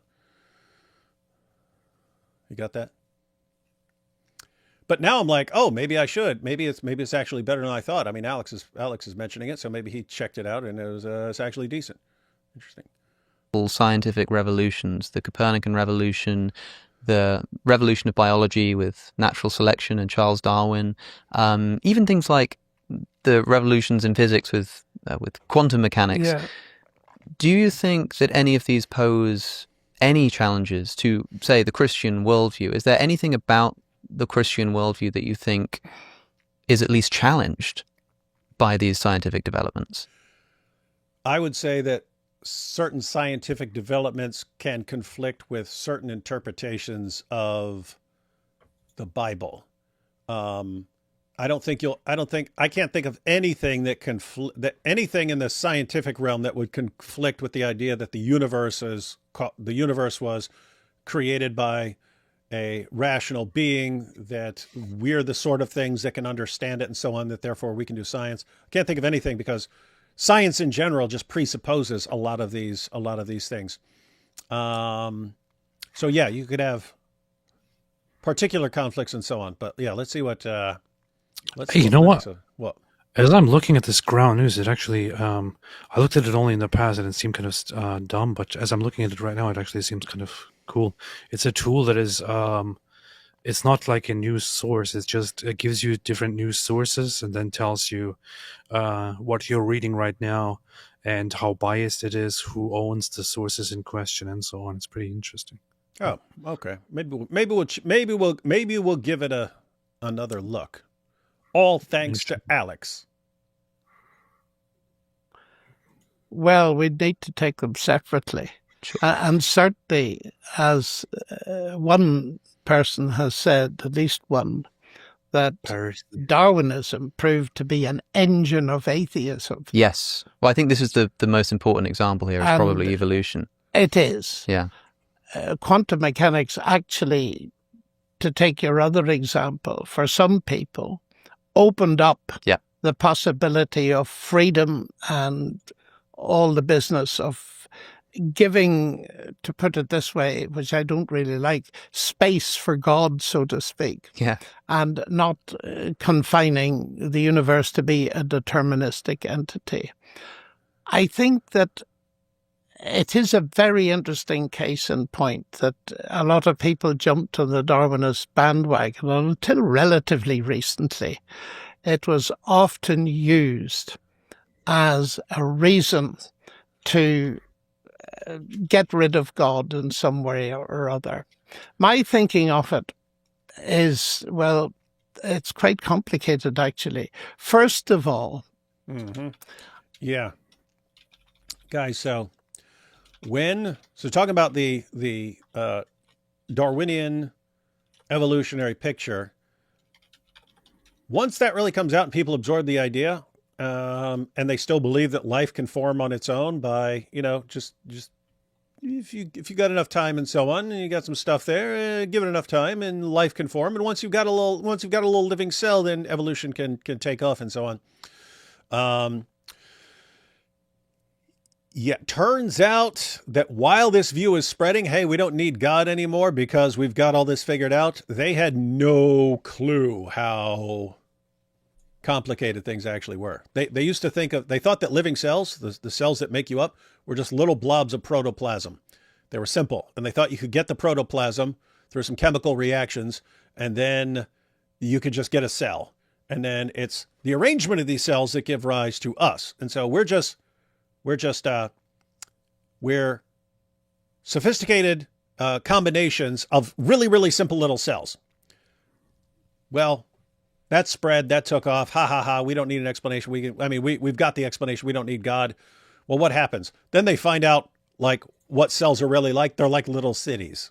They're like miniature little cities or factories or whatever you want to call them. They have massive amounts of information, coded information that tells all these cells how to make you up. It's right in the cells of your body, there is a set of instructions that contains all the instructions for building all of you. And if you think what it would take to a set of instructions for, something like this little blade or something like this, it'd be pretty sophisticated set of instructions. Now imagine coming up with a set of instructions for building all of you, such that if you had that set of instructions and you had the technology, you could just build this person. Be pretty serious set of instructions. That's what's in your cells. So that's what they find out. And then you've got all the parts that are doing everything. And then, again, it's like little cities. You've got the language of DNA and then the language of proteins and the process of reading the DNA instructions and then actually building the protein. It's called translation because you're translating from one language to another language and so on. That doesn't sound like what I would expect from the idea that this is just really simple little blobs of protoplasm and so on. So anyway, point is perspectives are changing. The idea that there is a creator God is not going to be refuted by a biological theorem. I'm not even convinced they're in the same kind of category. Mm-hmm. That, in other words, evolution, whatever it does, and I'm saying that quite deliberately, whatever it does is not an argument against the involvement of a creator. I spoke to one very leading, well-known biologist who is a strong believer in evolution and is a Christian. And I said to him, in the end, if I'm pushed to it, God can do it any way he liked. So that if it happens to be that way, that is not an argument against the existence of God, any more than the existence of an automatic self-winding watch, which uses random motions of your arm to wind itself up, is an argument against the existence of an intelligent watchmaker. Mm-hmm. Y'all catch that? Actually made an important point there. So the idea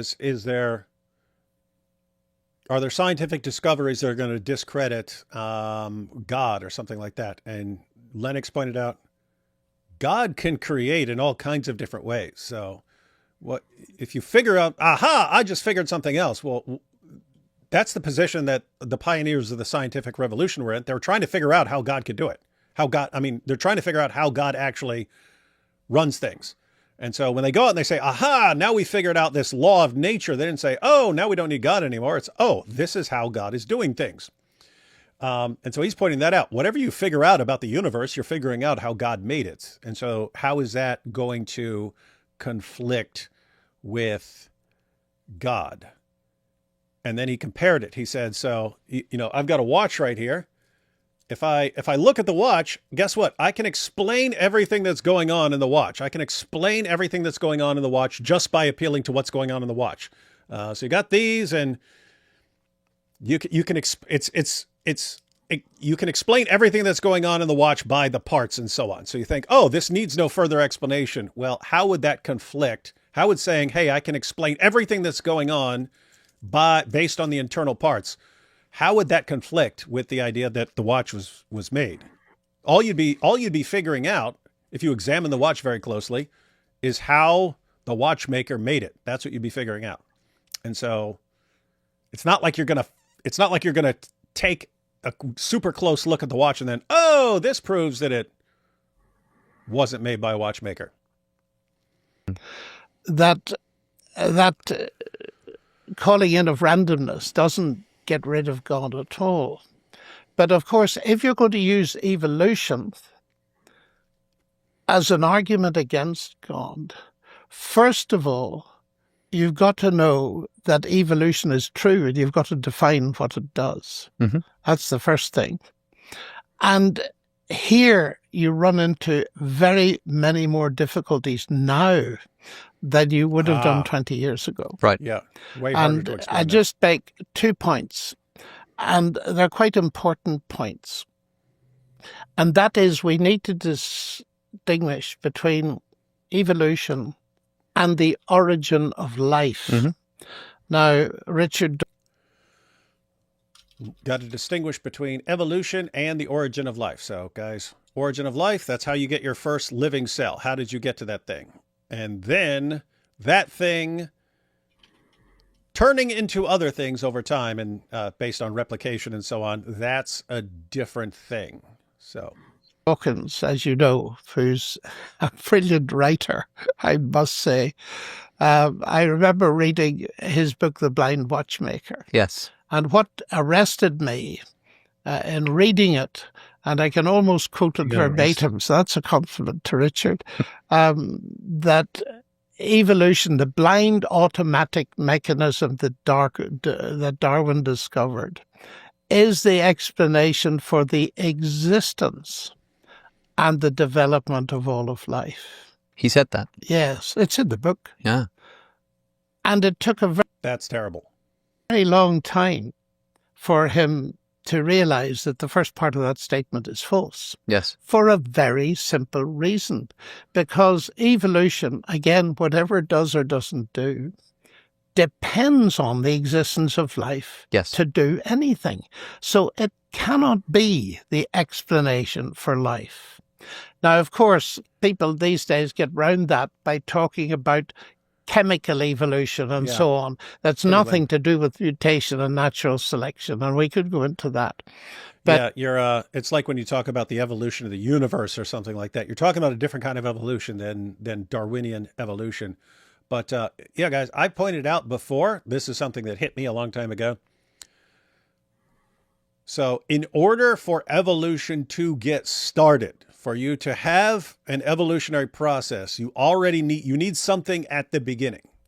What do you need at the beginning? At a bare minimum, you need a living cell. That living cell can't just be any living cell. It needs to have very, very specific properties. It needs three things bare minimum for this to even get evolution started. So you need a living cell.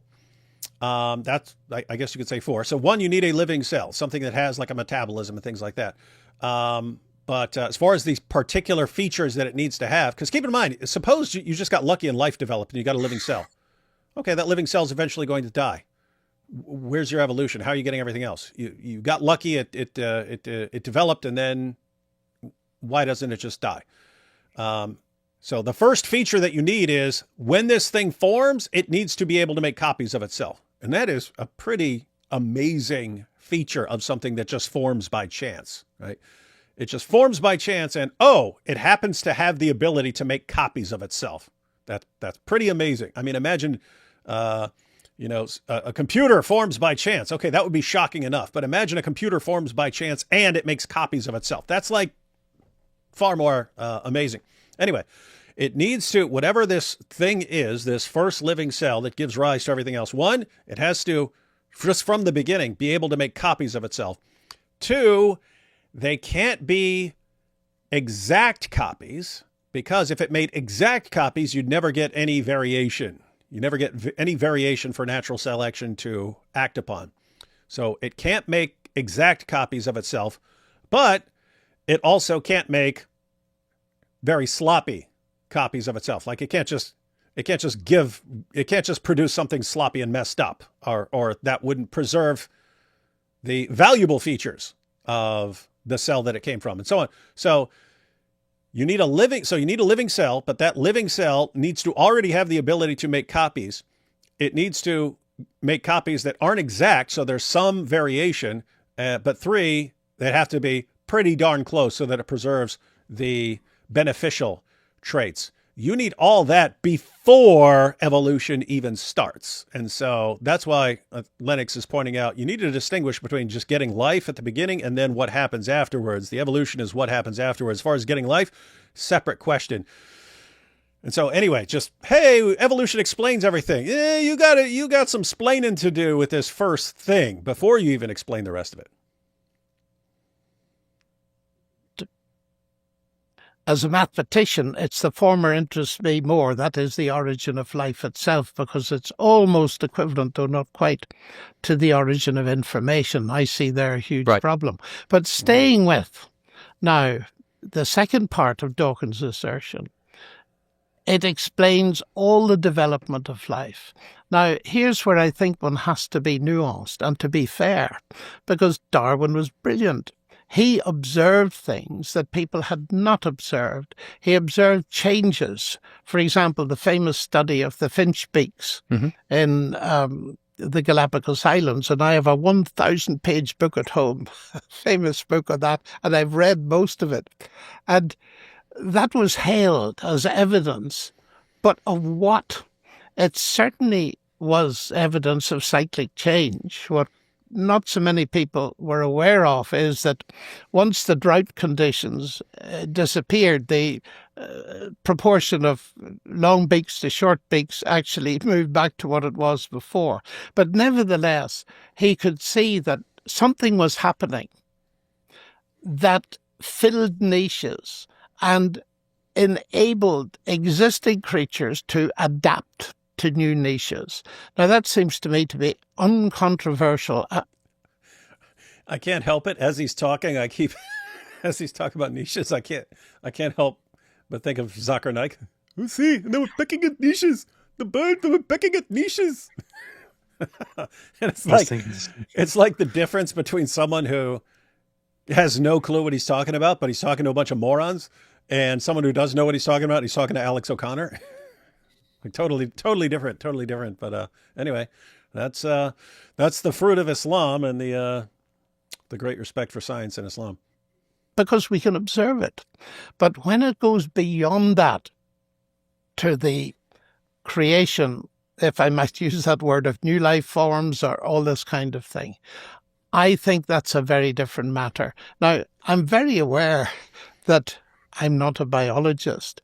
And secondly, I believe in Richard Feynman's wonderful dictum. He says the scientist outside his own field is as dumb as anybody else. And That's funny. The scientist outside his own field is as dumb as anyone else. Remember that, but I have tried to read my biology, especially in recent years.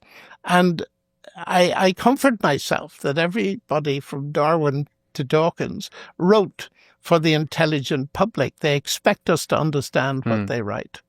And I have a huge difficulty with that kind of what we may call macroevolution. But much more interestingly is what has happened in the last few years with so-called systems biology, where the Darwinian mechanism, well, natural selection was his, mutation was later. But if we put both together and we have the neo-Darwinian hypothesis, that has been called into very deep question as being totally inadequate. Here in Oxford, Dennis Noble, one of the most fascinating characters, fellow of the Royal Society, and he's debated Richard on a number of occasions. And his argument is really in the end that natural selection, that neo-Darwinian thesis He said Israeli. doesn't need to be modified. It needs to be replaced because it's completely inadequate. Uh-huh. Because now, and here I'm just What'd you say? I heard it. I heard that too. Yeah, we always hear this stuff. say what I read. The problem is, and it's a chicken the egg problem, that most simply perhaps can be realized. Here is DNA. You can't get DNA without a cell. You can't get a living cell without DNA. So how does that work? And what seems to me to be happening, and I've actually written quite a lot about this in a recent book, Cosmic Chemistry, Do God and Science Mix, that there appears to be a top-down causation, and it leads to a huge problem because it was enough level of complexity to discover that the DNA molecule was not simply complex, it was linguistically complex. Mm-hmm. Linguistically complex. It's a language. Got it, everyone? It's a language. Hey, by the way, this is interesting because he's pointing out some very important elements of the overall theory that we're all told explained everything is now seen as inadequate, and so you're ending up with this situation where people on kind of the new pioneers who are pointing this out, this is inadequate. The explanatory resources you have available to you on that theory do not account for what we actually observe. So you need a new theory. You need to scrap that theory and come up with a new theory that actually accounts for these things. And who do you have defending sort of the old view? It's people like Dawkins and so on. So it's just interesting reversal of you have these people trying to avoid where science is leading, right? Ooh, we don't like science's calling into question our main explanation that we've been promoting all our lives. In it, the new generation of scientists is coming along and saying this doesn't work anymore. You can't work. It doesn't work. You gotta come up with a better theory. No, we like our theory. We like our theory. Let's take this. Let's take these guys and put them on house arrest. It gave us a 3.4 billion letter long word in a chemical alphabet. And all those letters had to be in the right order. That is a stupendous level of complexity, which has no chance of being generated by random processes. And Richard Dawkins agrees with that. He brings in something that natural selection actually has a different kind of operation, but we're not going to that at the moment. But the point is now, with the more recent discoveries of the nature of the living cell and all the chemical factories in it, there are levels upon levels of complexity beyond the genome. And that just beggars into unbelief, the possibility that any known mechanism can produce that without the input of intelligence. Mm-hmm.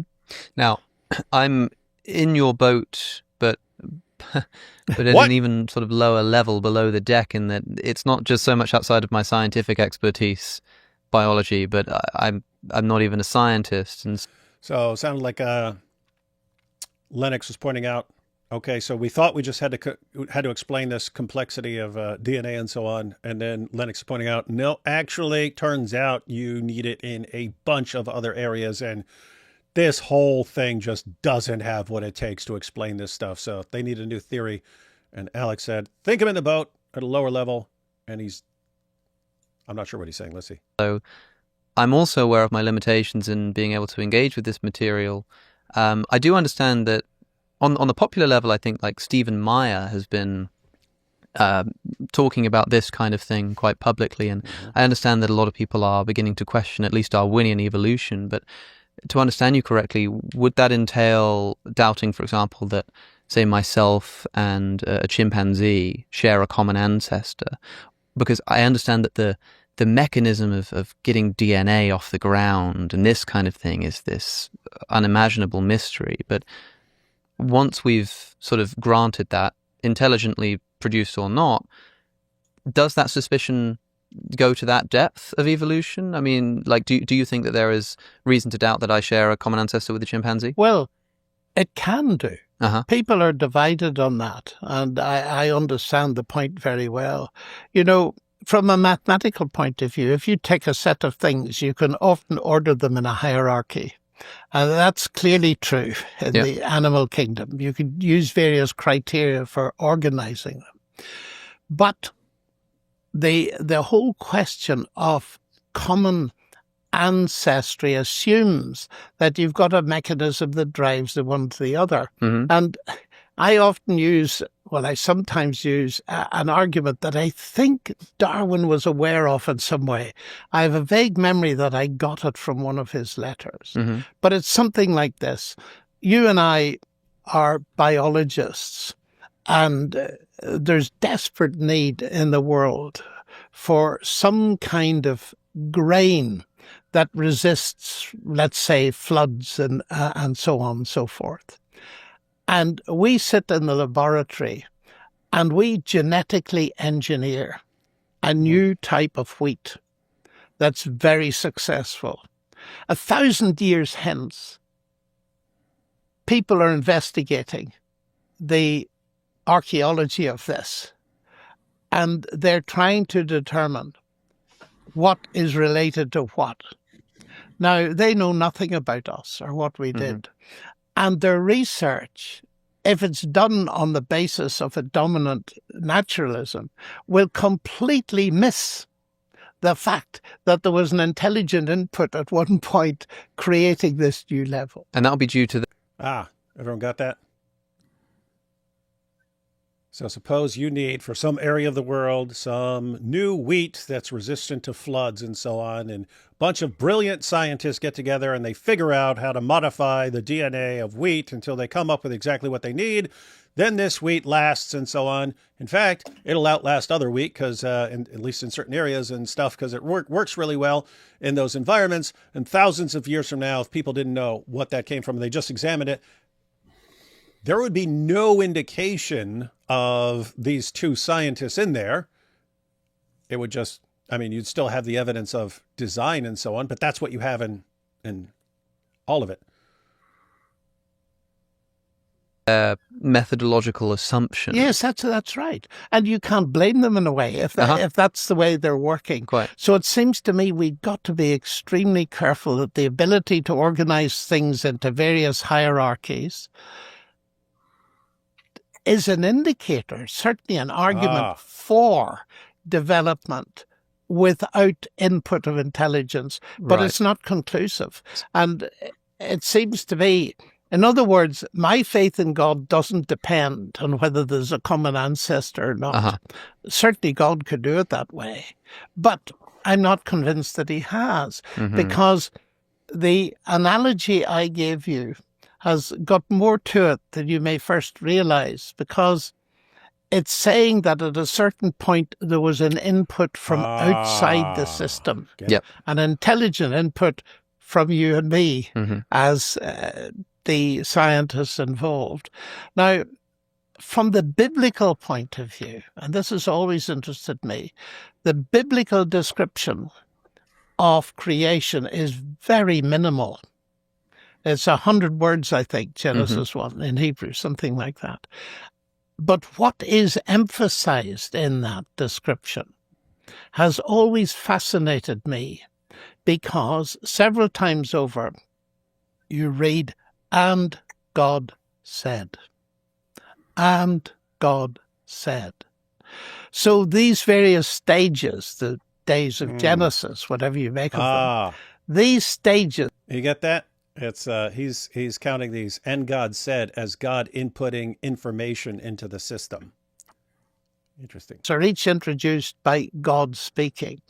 Now, again, the New Testament says very little about the how of creation. Except that that's the Logos. But it does say something. And it says something very profound to my mind. And that is, in the beginning was the Word.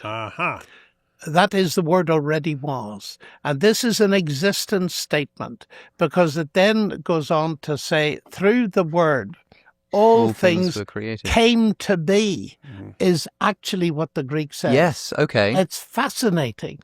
So the word already was, the word never came to be.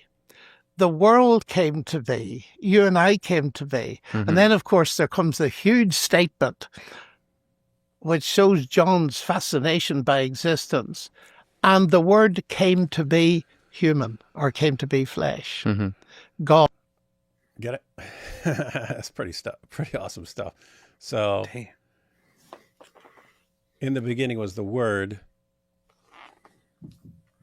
All things came to be through the Word, and the Word came to be flesh. Hey, so I just wanted to make sure everyone understands, because a lot of this would be new stuff for people, but just understand his analogy. It's also a little bit deep and highbrow, so It make is. it more It is. accessible. Yeah, I want people to make sure they understand the analogy, because this could be helpful to understanding. So he gave the example of some scientists who get together to genetically modify a type of wheat. Centuries later, thousands of years later, if you were examining it, it would just, and if you were to figure out how this wheat arose, you would say, oh, it sprang off from this other kind of wheat.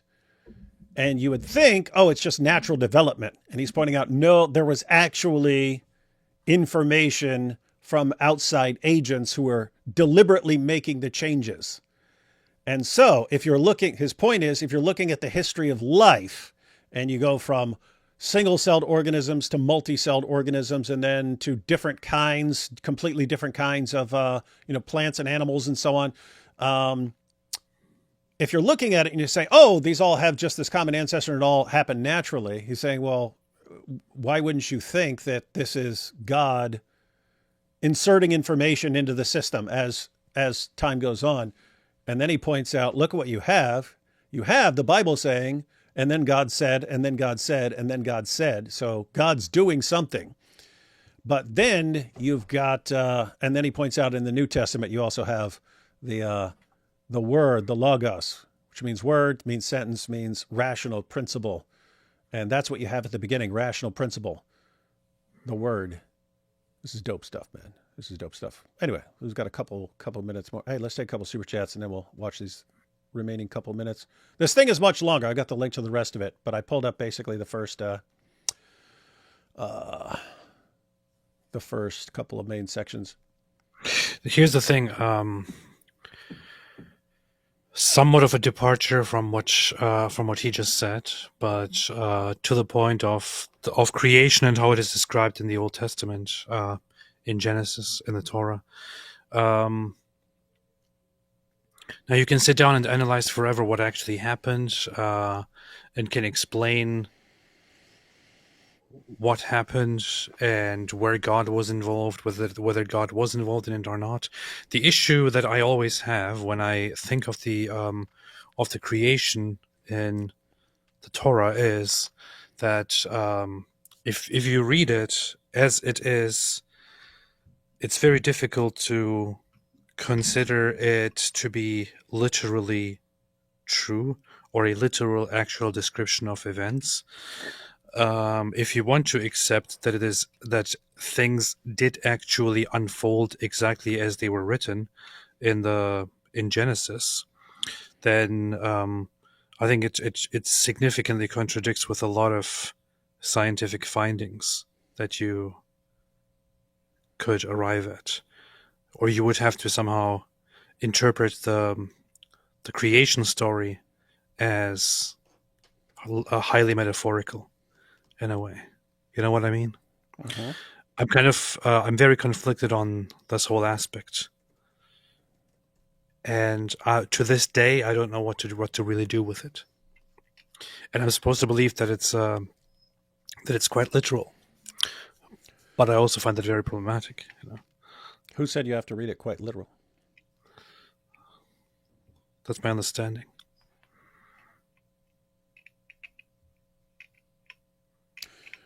You got some different views, AP. You got some as far as Lennox. What's interesting is you have all the different arguments that are sort of it's just weird because he points out you don't have a lot in the way of the creation accounts, but you have all the elements that are later used as arguments for the existence of God. In other words, God creating the universe out of nothing. Okay, that's the cosmological argument. How do you go from nothing to a universe? It's a cosmological argument. God designing life. So you have a kind of design argument for life.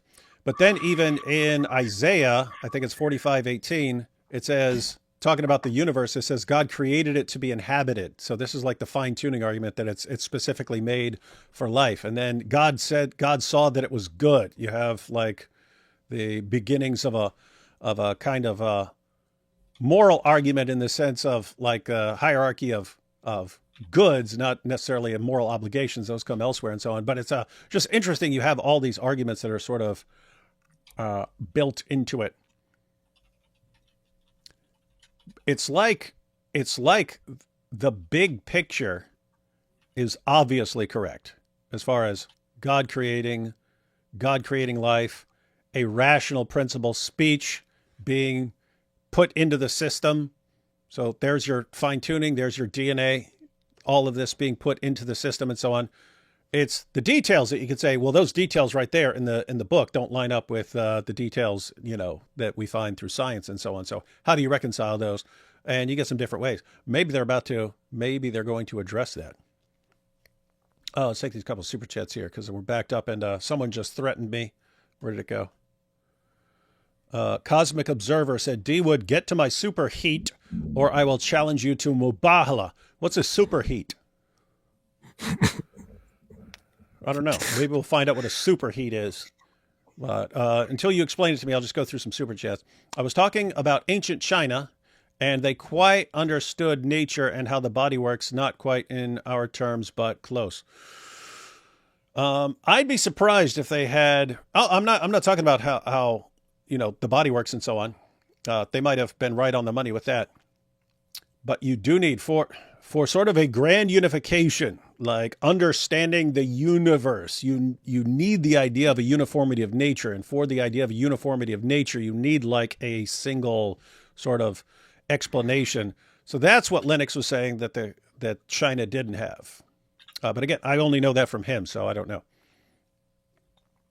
Martin Luther, Galileo, etc. debated voraciously. They were all humiliated. Will we get another Christianity is based moment? Oh, you mean from Alex. John means from Alex. I saw some people clip something or talk about this video where Alex seems to have said that it's a different vibe. The conversation around Christianity has changed very much lately. Yeah. And yeah. He seems to be warming up a lot. I don't think I saw the clip. I may have. I don't think I saw the clip, but I think I saw people saying, hey, look at this. Check out this clip. It's Alex saying that there's a different vibe with Christianity now. He seems to have also become very, very sympathetic toward Christianity compared to years ago. He was never like Alex O'Connor was never one of those annoying, hostile atheists. He was always, but he was more. Respectful. He was more. He but, was but more he was that very, than he was very, now. Yeah. He was very outright, denying and very, very much atheistic, very much cold-blooded atheistic. He seems to have dropped much of that over the years. And you can see a lot of Christians in his comment section really appreciate what he does and all that.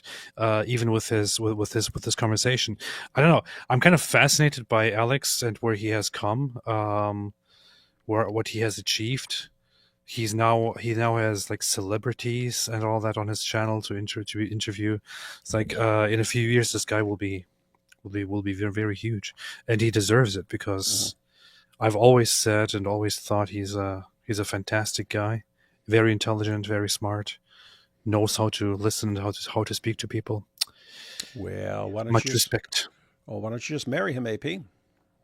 I was going to, but then I became a Christian. Yeah. Hey, Kenmaru7 says, David, please talk to someone who understands evolution.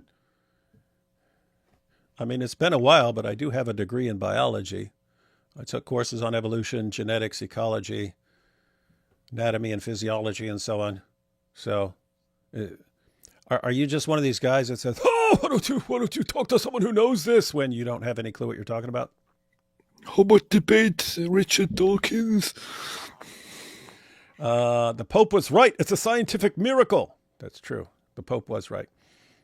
D. Wood is Catholic confirmed because I said the Pope was right. People can quote me. The Pope was right. It's worth noting that the Pope also urged Galileo to present the two cosmological models in an unbiased manner to let the reader decide. However, Galileo wrote his pet option as clearly being right.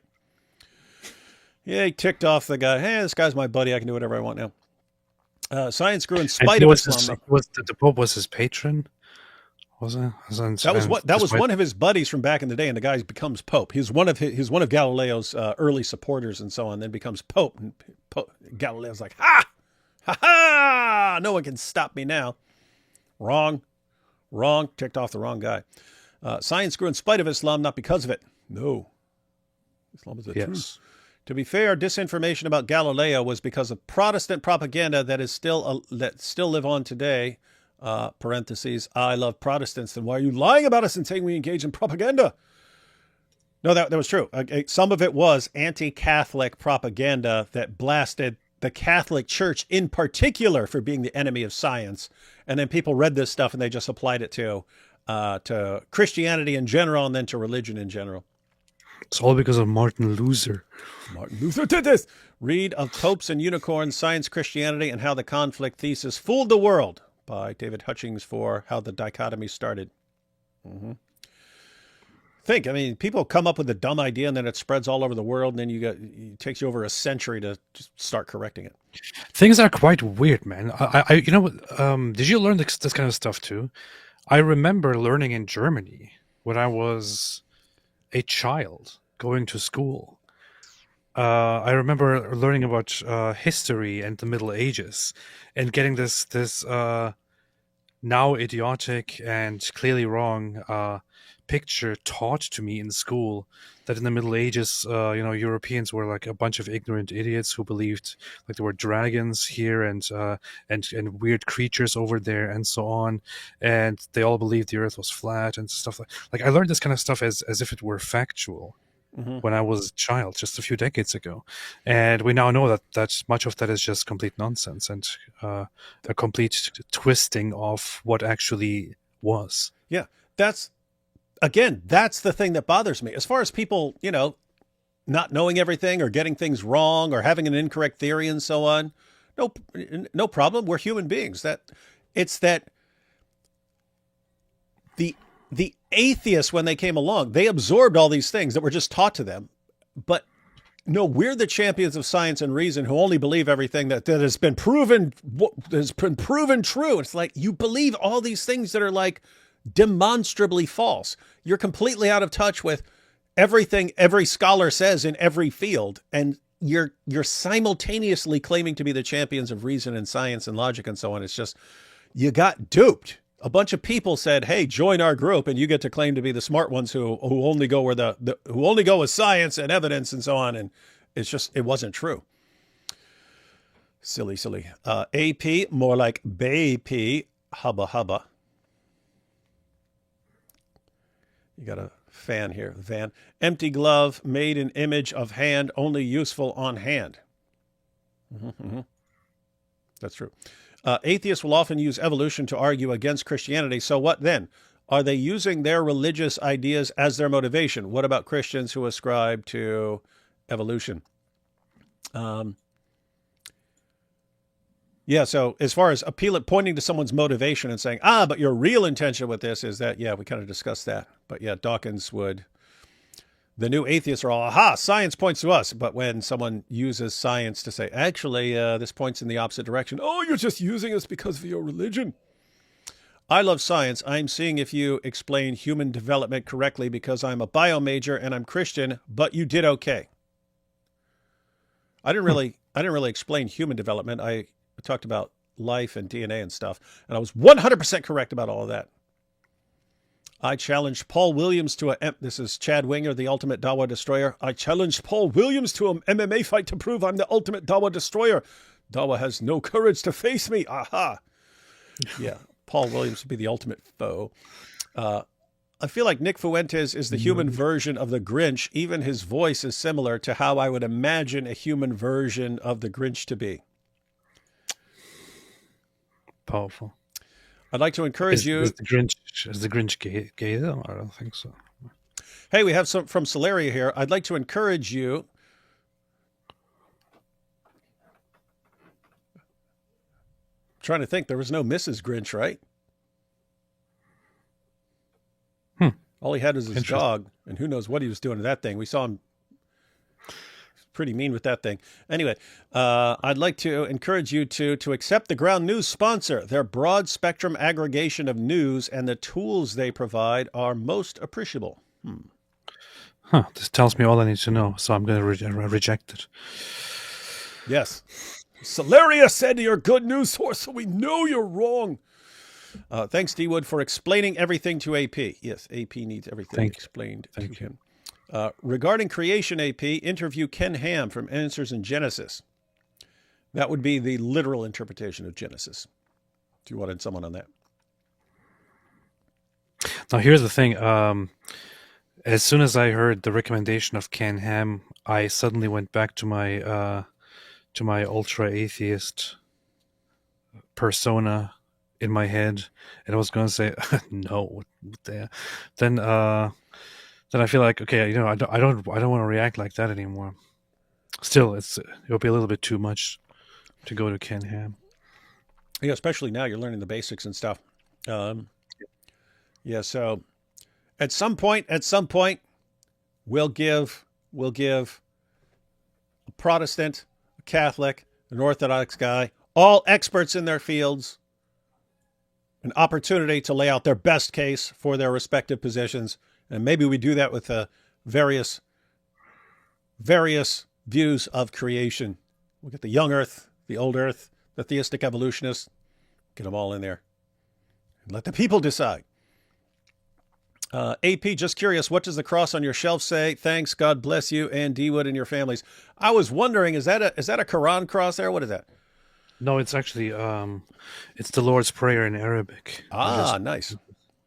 So, and I was trying to kind of learn the Lord's Prayer in Arabic as well, but I thought it would make for something good to also combine the whole Islam stuff with actually showing Muslims and Arabic speakers a different way. There is what I find interesting is, as I'm joining the Orthodox Church, I see that there is a lot of Arabic influence and a lot of Arabic use in great parts of the Orthodox Church, and the Antiochian Church very very heavily uses Arabic. But even in my own in the church that I go to, which is a Greek Orthodox church, for example, the priest will occasionally do things like say different things during the liturgy or the Lord's Prayer in different languages, including in Arabic. And I feel like I've had this aversion toward Arabic after Islam, although I did listen to Arabic music here and there. But recently, with my interest in Christianity, I kind of started rediscovering this whole something good about Arabic, and I don't know. You could direct Arabic speakers toward Christianity instead of Islam, and I'm just exploring that part a little bit. You should scan that cross and print up T-shirts with that on it, man. Maybe I should.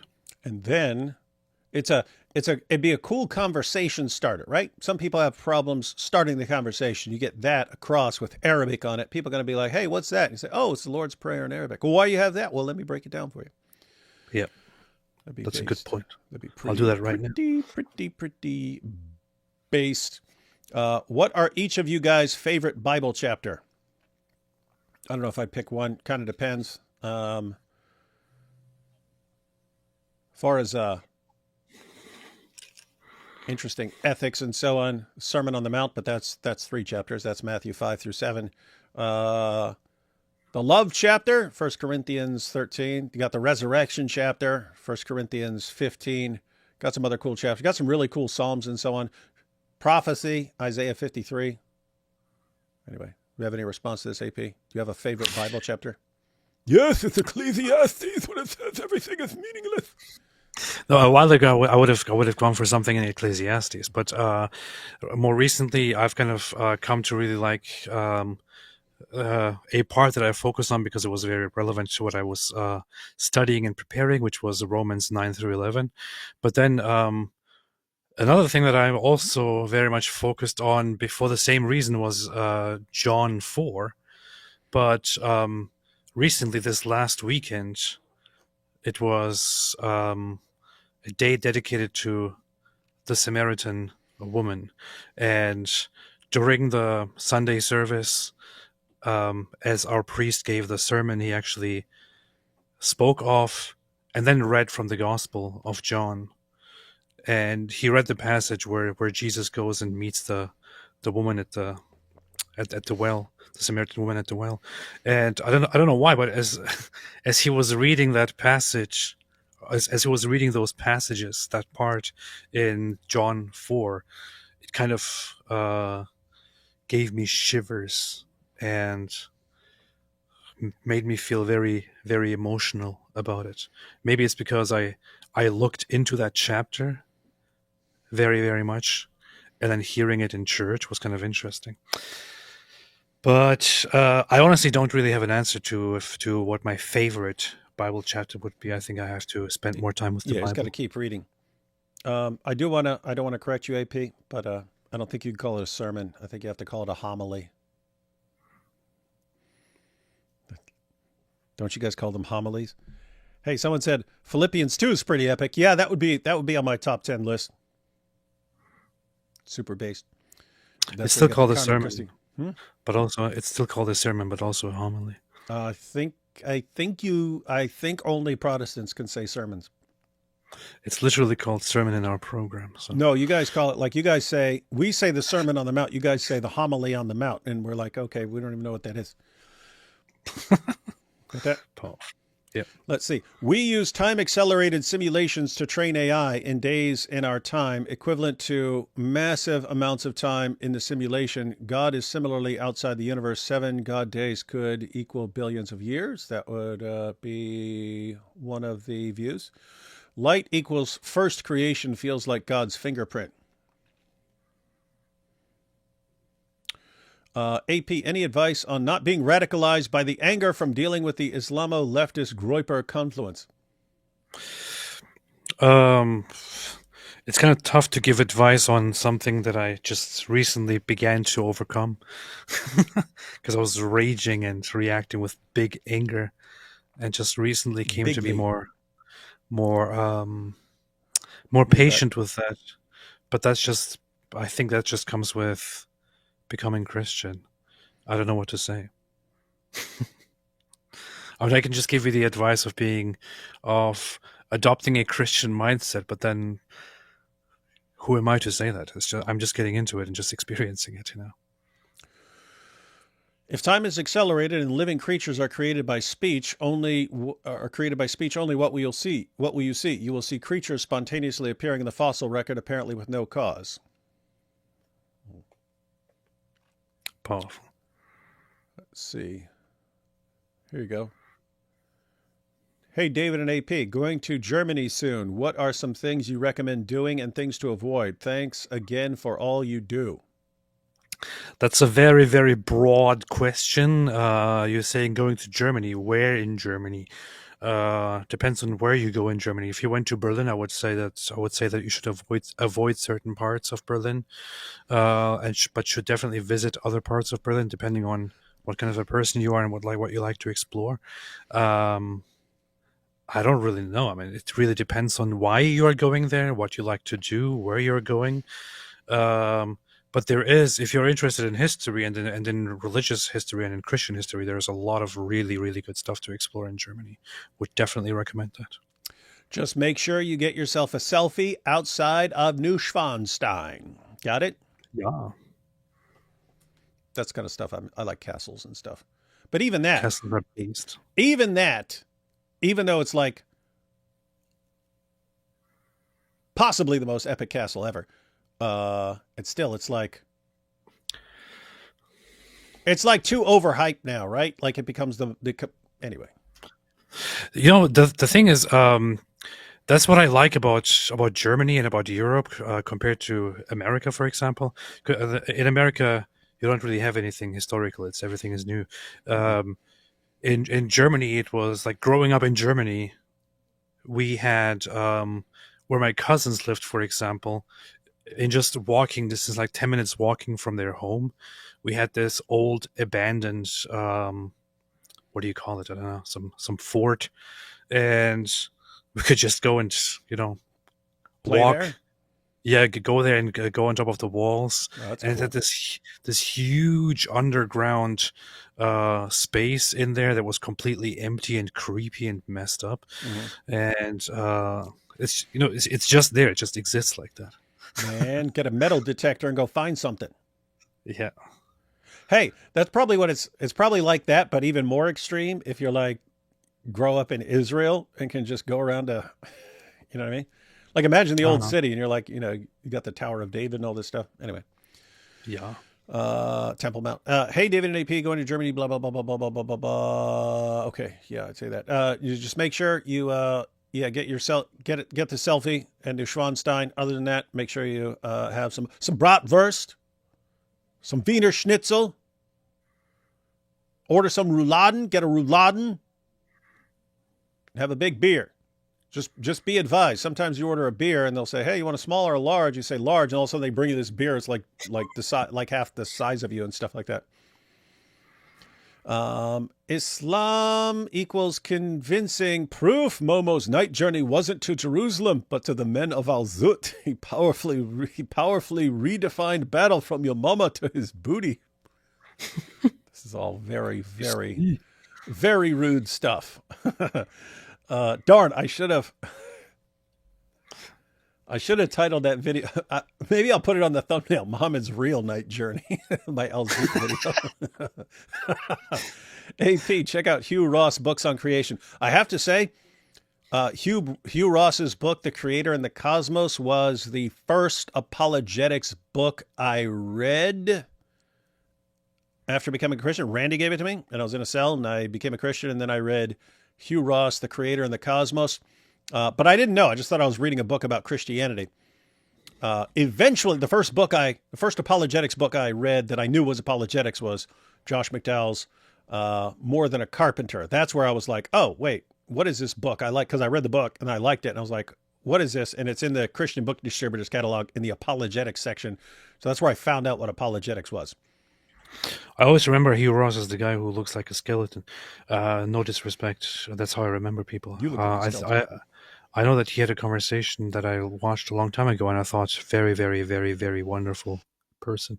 I might actually have one of his books somewhere here or ready to listen that I'm supposed to go into at some point.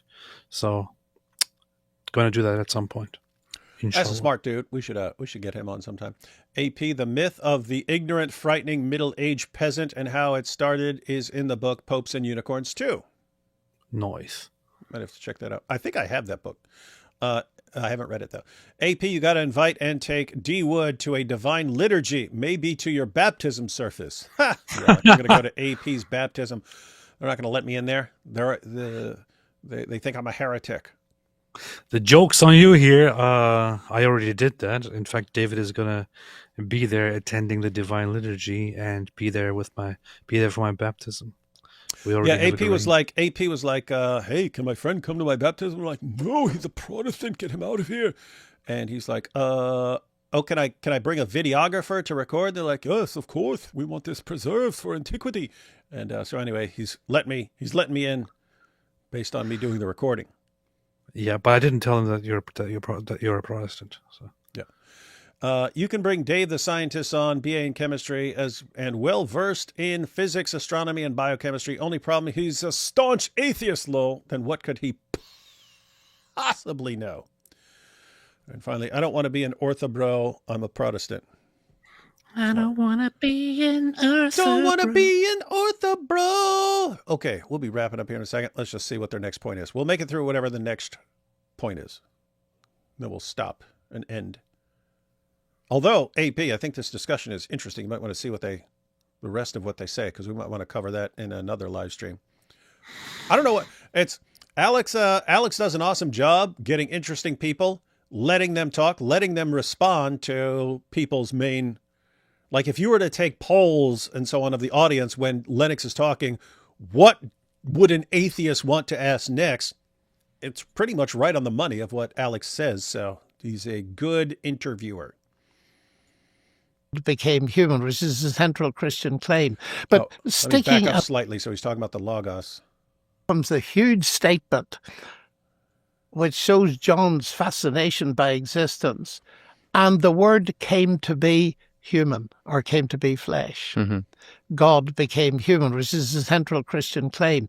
But sticking at the creation level, my reaction to that is, this is a word-based creation.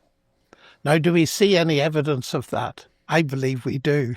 First of all, in the fact that lots of things in our universe are mathematically describable. That is, we can use the language of mathematics to describe them. Mm-hmm. And that is so amazing that... Notice he said language of mathematics.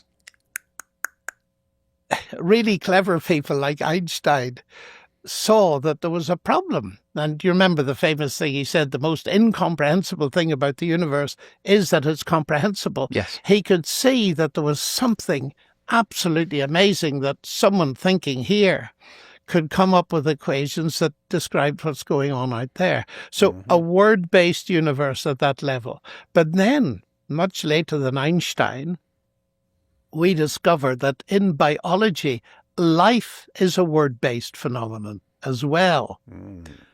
An information bearing macromolecule, DNA. So at the heart of the two sides, physics and biology, it's word-based. And that resonates very much with me. In the beginning was the Word. And I remember, this will amuse you, years ago, I was working in Cardiff, and next to me, or almost next to me, was Professor Chandra Wickramasinghe. I don't know whether you've heard of him. I have heard of him, but I do not recall who he was. Is an astrophysicist and worked a great deal with Fred Hoyle. Mm-hmm. And we were talking about this one day. Wait, what name did he say? Is that the guy from the Chandrasekhar limit? I forget. And he'd been in America, and he'd got into one of these so-called creation trials. And he said, it's such a pity. He said, the people in America, the Christians, were very nice, but they're so hopelessly naive, they believe the Bible. And I felt I had to defend my Christian brothers and sisters, in spite of how extreme their views might be. And I said, well, actually, I believe the Bible, in the sense that I take it very seriously, because, of course, it's full of metaphor and all this kind of thing. And he said, prove it to me. So I walked over to the board. I'll never forget this. He threw me a piece of chalk, and I had to prove it to him. So I wrote, and God said, let there be light. So Chandra roared his head off. And he said, there you go. You're as naive as the rest of them. Do you think God has a voice box and lungs like they have? And I said, Chandra, now you're being naive. That's funny. He's saying you're being naive, but he interprets God said, let there be light, as God being a voice box at Lowe's. In other words, he's got simplistic thinking. This is very simple language. But if you don't mind, let me put it in different language. So underneath this, I wrote, in the beginning was the Word. And he said, what does that mean? And I went on, and all things came to be through the Word. Well, I said, word, speech, information. And he stopped me at that point. He said, what did you say? I said information. You heard me. Language conveys information, ladies and gentlemen. By the way, AP, just so you know, this is my like big perspective on this. It's like of all of the things the Bible says, it just puts this at the beginning that, let there be light, and then everything else is information. God said, let there be light, and then everything else is information added to the system. He said, are you meaning to imply that this biblical text somehow refers to the concept of information? I said, it looks like it. And then he said, does Fred Hoyle know about this? I said, I don't know. So he told him. He arranged a meeting where we had a long discussion with Fred Hoyle before he died, and I remember that so very well. Can you imagine this guy? So Fred Hoyle, he's the one. He's one of the guys who, matter of fact, I think Fred Hoyle coined the term "Big Bang," but he was making fun of it when it came out. He said, "Oh, you're Big Bang."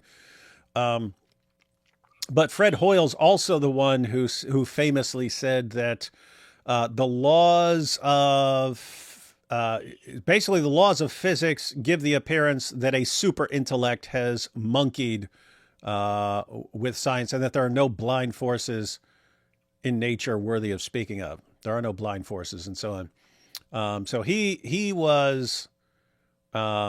He advocated some sort of intelligence and so on, but it looks like they were talking to him. Lennox wanted to talk to him specifically about Christianity. It seems to me that summing this up, sorry, it's been a bit long, this has been one of the big things in my own understanding, that God started biology according to the Bible. Mm-hmm. That is, he told human beings to name the animals. And taxonomy Yes. is the basic intellectual discipline, naming things in all disciplines. We use taxonomy. And God wasn't going to do it for them. He said, you go and do it. So God is for biology, you see. And that is a mandate to my mind, that we are left to have the interest, fascination, and enjoyment of finding out a great deal about the world ourselves. But the Bible does make this steering comment that says it's a word-based universe. And what I say is that science has come up for the evidence for that. And that's my big problem with the naturalistic worldview. There's no believable generator of word-like information that any of us know about. It always is associated in our experience, at least, with the human intelligence. This is so pleasant. It is so nice. I really appreciate how happy he is also, by the way, while he's delivering it. But the thing is, when I looked at the Bible as a source of information on how things came to be, how everything came into existence, I always thought of the beginning of the Bible, and therefore the beginning of Genesis. The way he just put it here is actually a very fascinating guide to not just take that, but to take what we find in the New Testament, where that is once again approached, but in a different way, as kind of a I kind of see it like right now, just as a result of what I'm listening to right here, based on what he just said, I kind of see it as the Gospel of John and the New Testament being basically a key to open the Old Testament and to understand the entirety of the Bible. It's like without the New Testament, the Bible is incomplete. The Old Testament is incomplete. The message that it conveys from the very beginning is kind of incomplete. It's actually quite fascinating, the connection here between how in the beginning is restated again in the New Testament and how it connects to in the beginning in the Old Testament. It's beautiful. It is totally based, as we've heard many times. All right, guys. Well, we went through a good section, 39 minutes. We went through 39 minutes of that. That is That's a lot of material. Normally in a 3 or 4 hour live stream, we'll go through like 2 minutes of something, maybe a minute and a half, because AP's talking the rest of the time. Last couple of super chats. David, bring on Hugh Ross to field AP questions. I'll be seeing Hugh Ross at a conference here in a couple of months. Maybe I'll say, hey, I want to do a live stream. AP, are you trying to make D Wood a Kate Human too? Yes. It could be a Kate Human. I've realized the story of Al-Zut may give some legitimacy to Muhammad's prophethood. Islam was obsessed with the...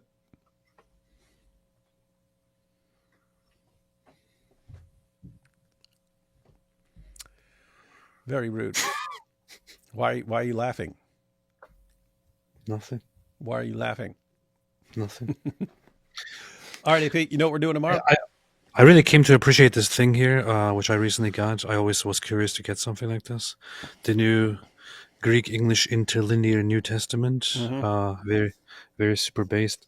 I just want to recommend it and point out my appreciation for it, because it has a very simply accessible thing for people who are curious to just go through the Greek text with the corresponding word underneath and such. It's very cool.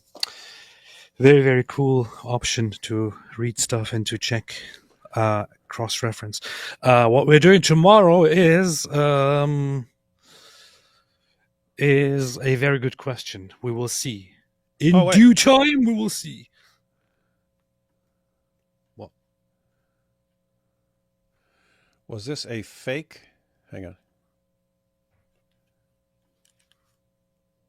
Probably. Oh, no, it's a fake, huh? Probably what? Fake. What's there fake? was there was a fake Wes Huff account asking to join in. Yeah, I'm going to stop impersonating Wes Huff, man. Yeah, I'm going to block. Oh, never mind. He's already been hidden. That's good. Good job. Good job. We don't like fake accounts. We don't like fake accounts. Good. All right, AP, you know what we're doing tomorrow? What we're doing tomorrow is, I don't know, maybe we'll have Wes Huff on and talk about the Bible or something. That would be based. That would be based. Hey, I should just text him and ask him if he's available tomorrow. Hey, message him and tell him I am not on Instagram, and give him like my give him my email or phone number or something like that, or both. Yeah, so it turns out Wes tried to contact me a little while back about doing something, but he was contacting me on Instagram because there is a David Wood channel there that has nothing to do with me. I have no problem with there being people posting my stuff on Instagram and so on, but apparently people think it's like my stuff. I mean, it's like my account, but it's not. Yeah, no. Wes actually texted me and said, "Hey, here's proof that I contacted David before this, so he can't blame me for not getting back to him." So all valid points. All valid points. All right, everyone. Well, we'll be back tomorrow. I might earlier in the day go live because I have to check with Jai and DOC, but our good friend Sajid has a new video out. Our new friend Sajid, I have to check that out. We'll probably want to respond because Sajid is trying to, this classic Dawa trick of trying to wear everyone down by just continuing to post responses, like so that you eventually give up. Hey, if I just post 1 million videos, they'll eventually give up responding. And then it's, they've given up. They've given up trying to refute me. They've been humiliated, not falling for it. So we're going to keep responding to Sajid's terrible, terrible stuff. But might go through that tomorrow earlier in the day. But then we'll be on AP's channel at night covering something super dope. But this was pretty nice. So this video that we watched by Alex O'Connor and John Lennox, it really made my iman stronger. Yeah, mine too. Let me just, in case you wanted to, I'll tell you the other topics. So DNA, language, and the Logos. That's what we just went through. Right after this, they go into God of the Gaps. So God of the Gaps. And then, does evolution undermine the specialness of humans? Then they go into, does belief come from argument? Ooh, that's actually a good topic for AP. Why is intellectualism tied with atheism? The New Atheist Critique of Religion. Boring. Who are the new atheists anymore? Why discussion is better than debate. Why discussion is better than debate. And that's what they spend the... Yep, so those are the topics they cover, AP, if you're interested in covering any of that stuff. If you want to be humiliated. All right, everyone. We will see you tomorrow. In the meantime, be based, dope, and fly.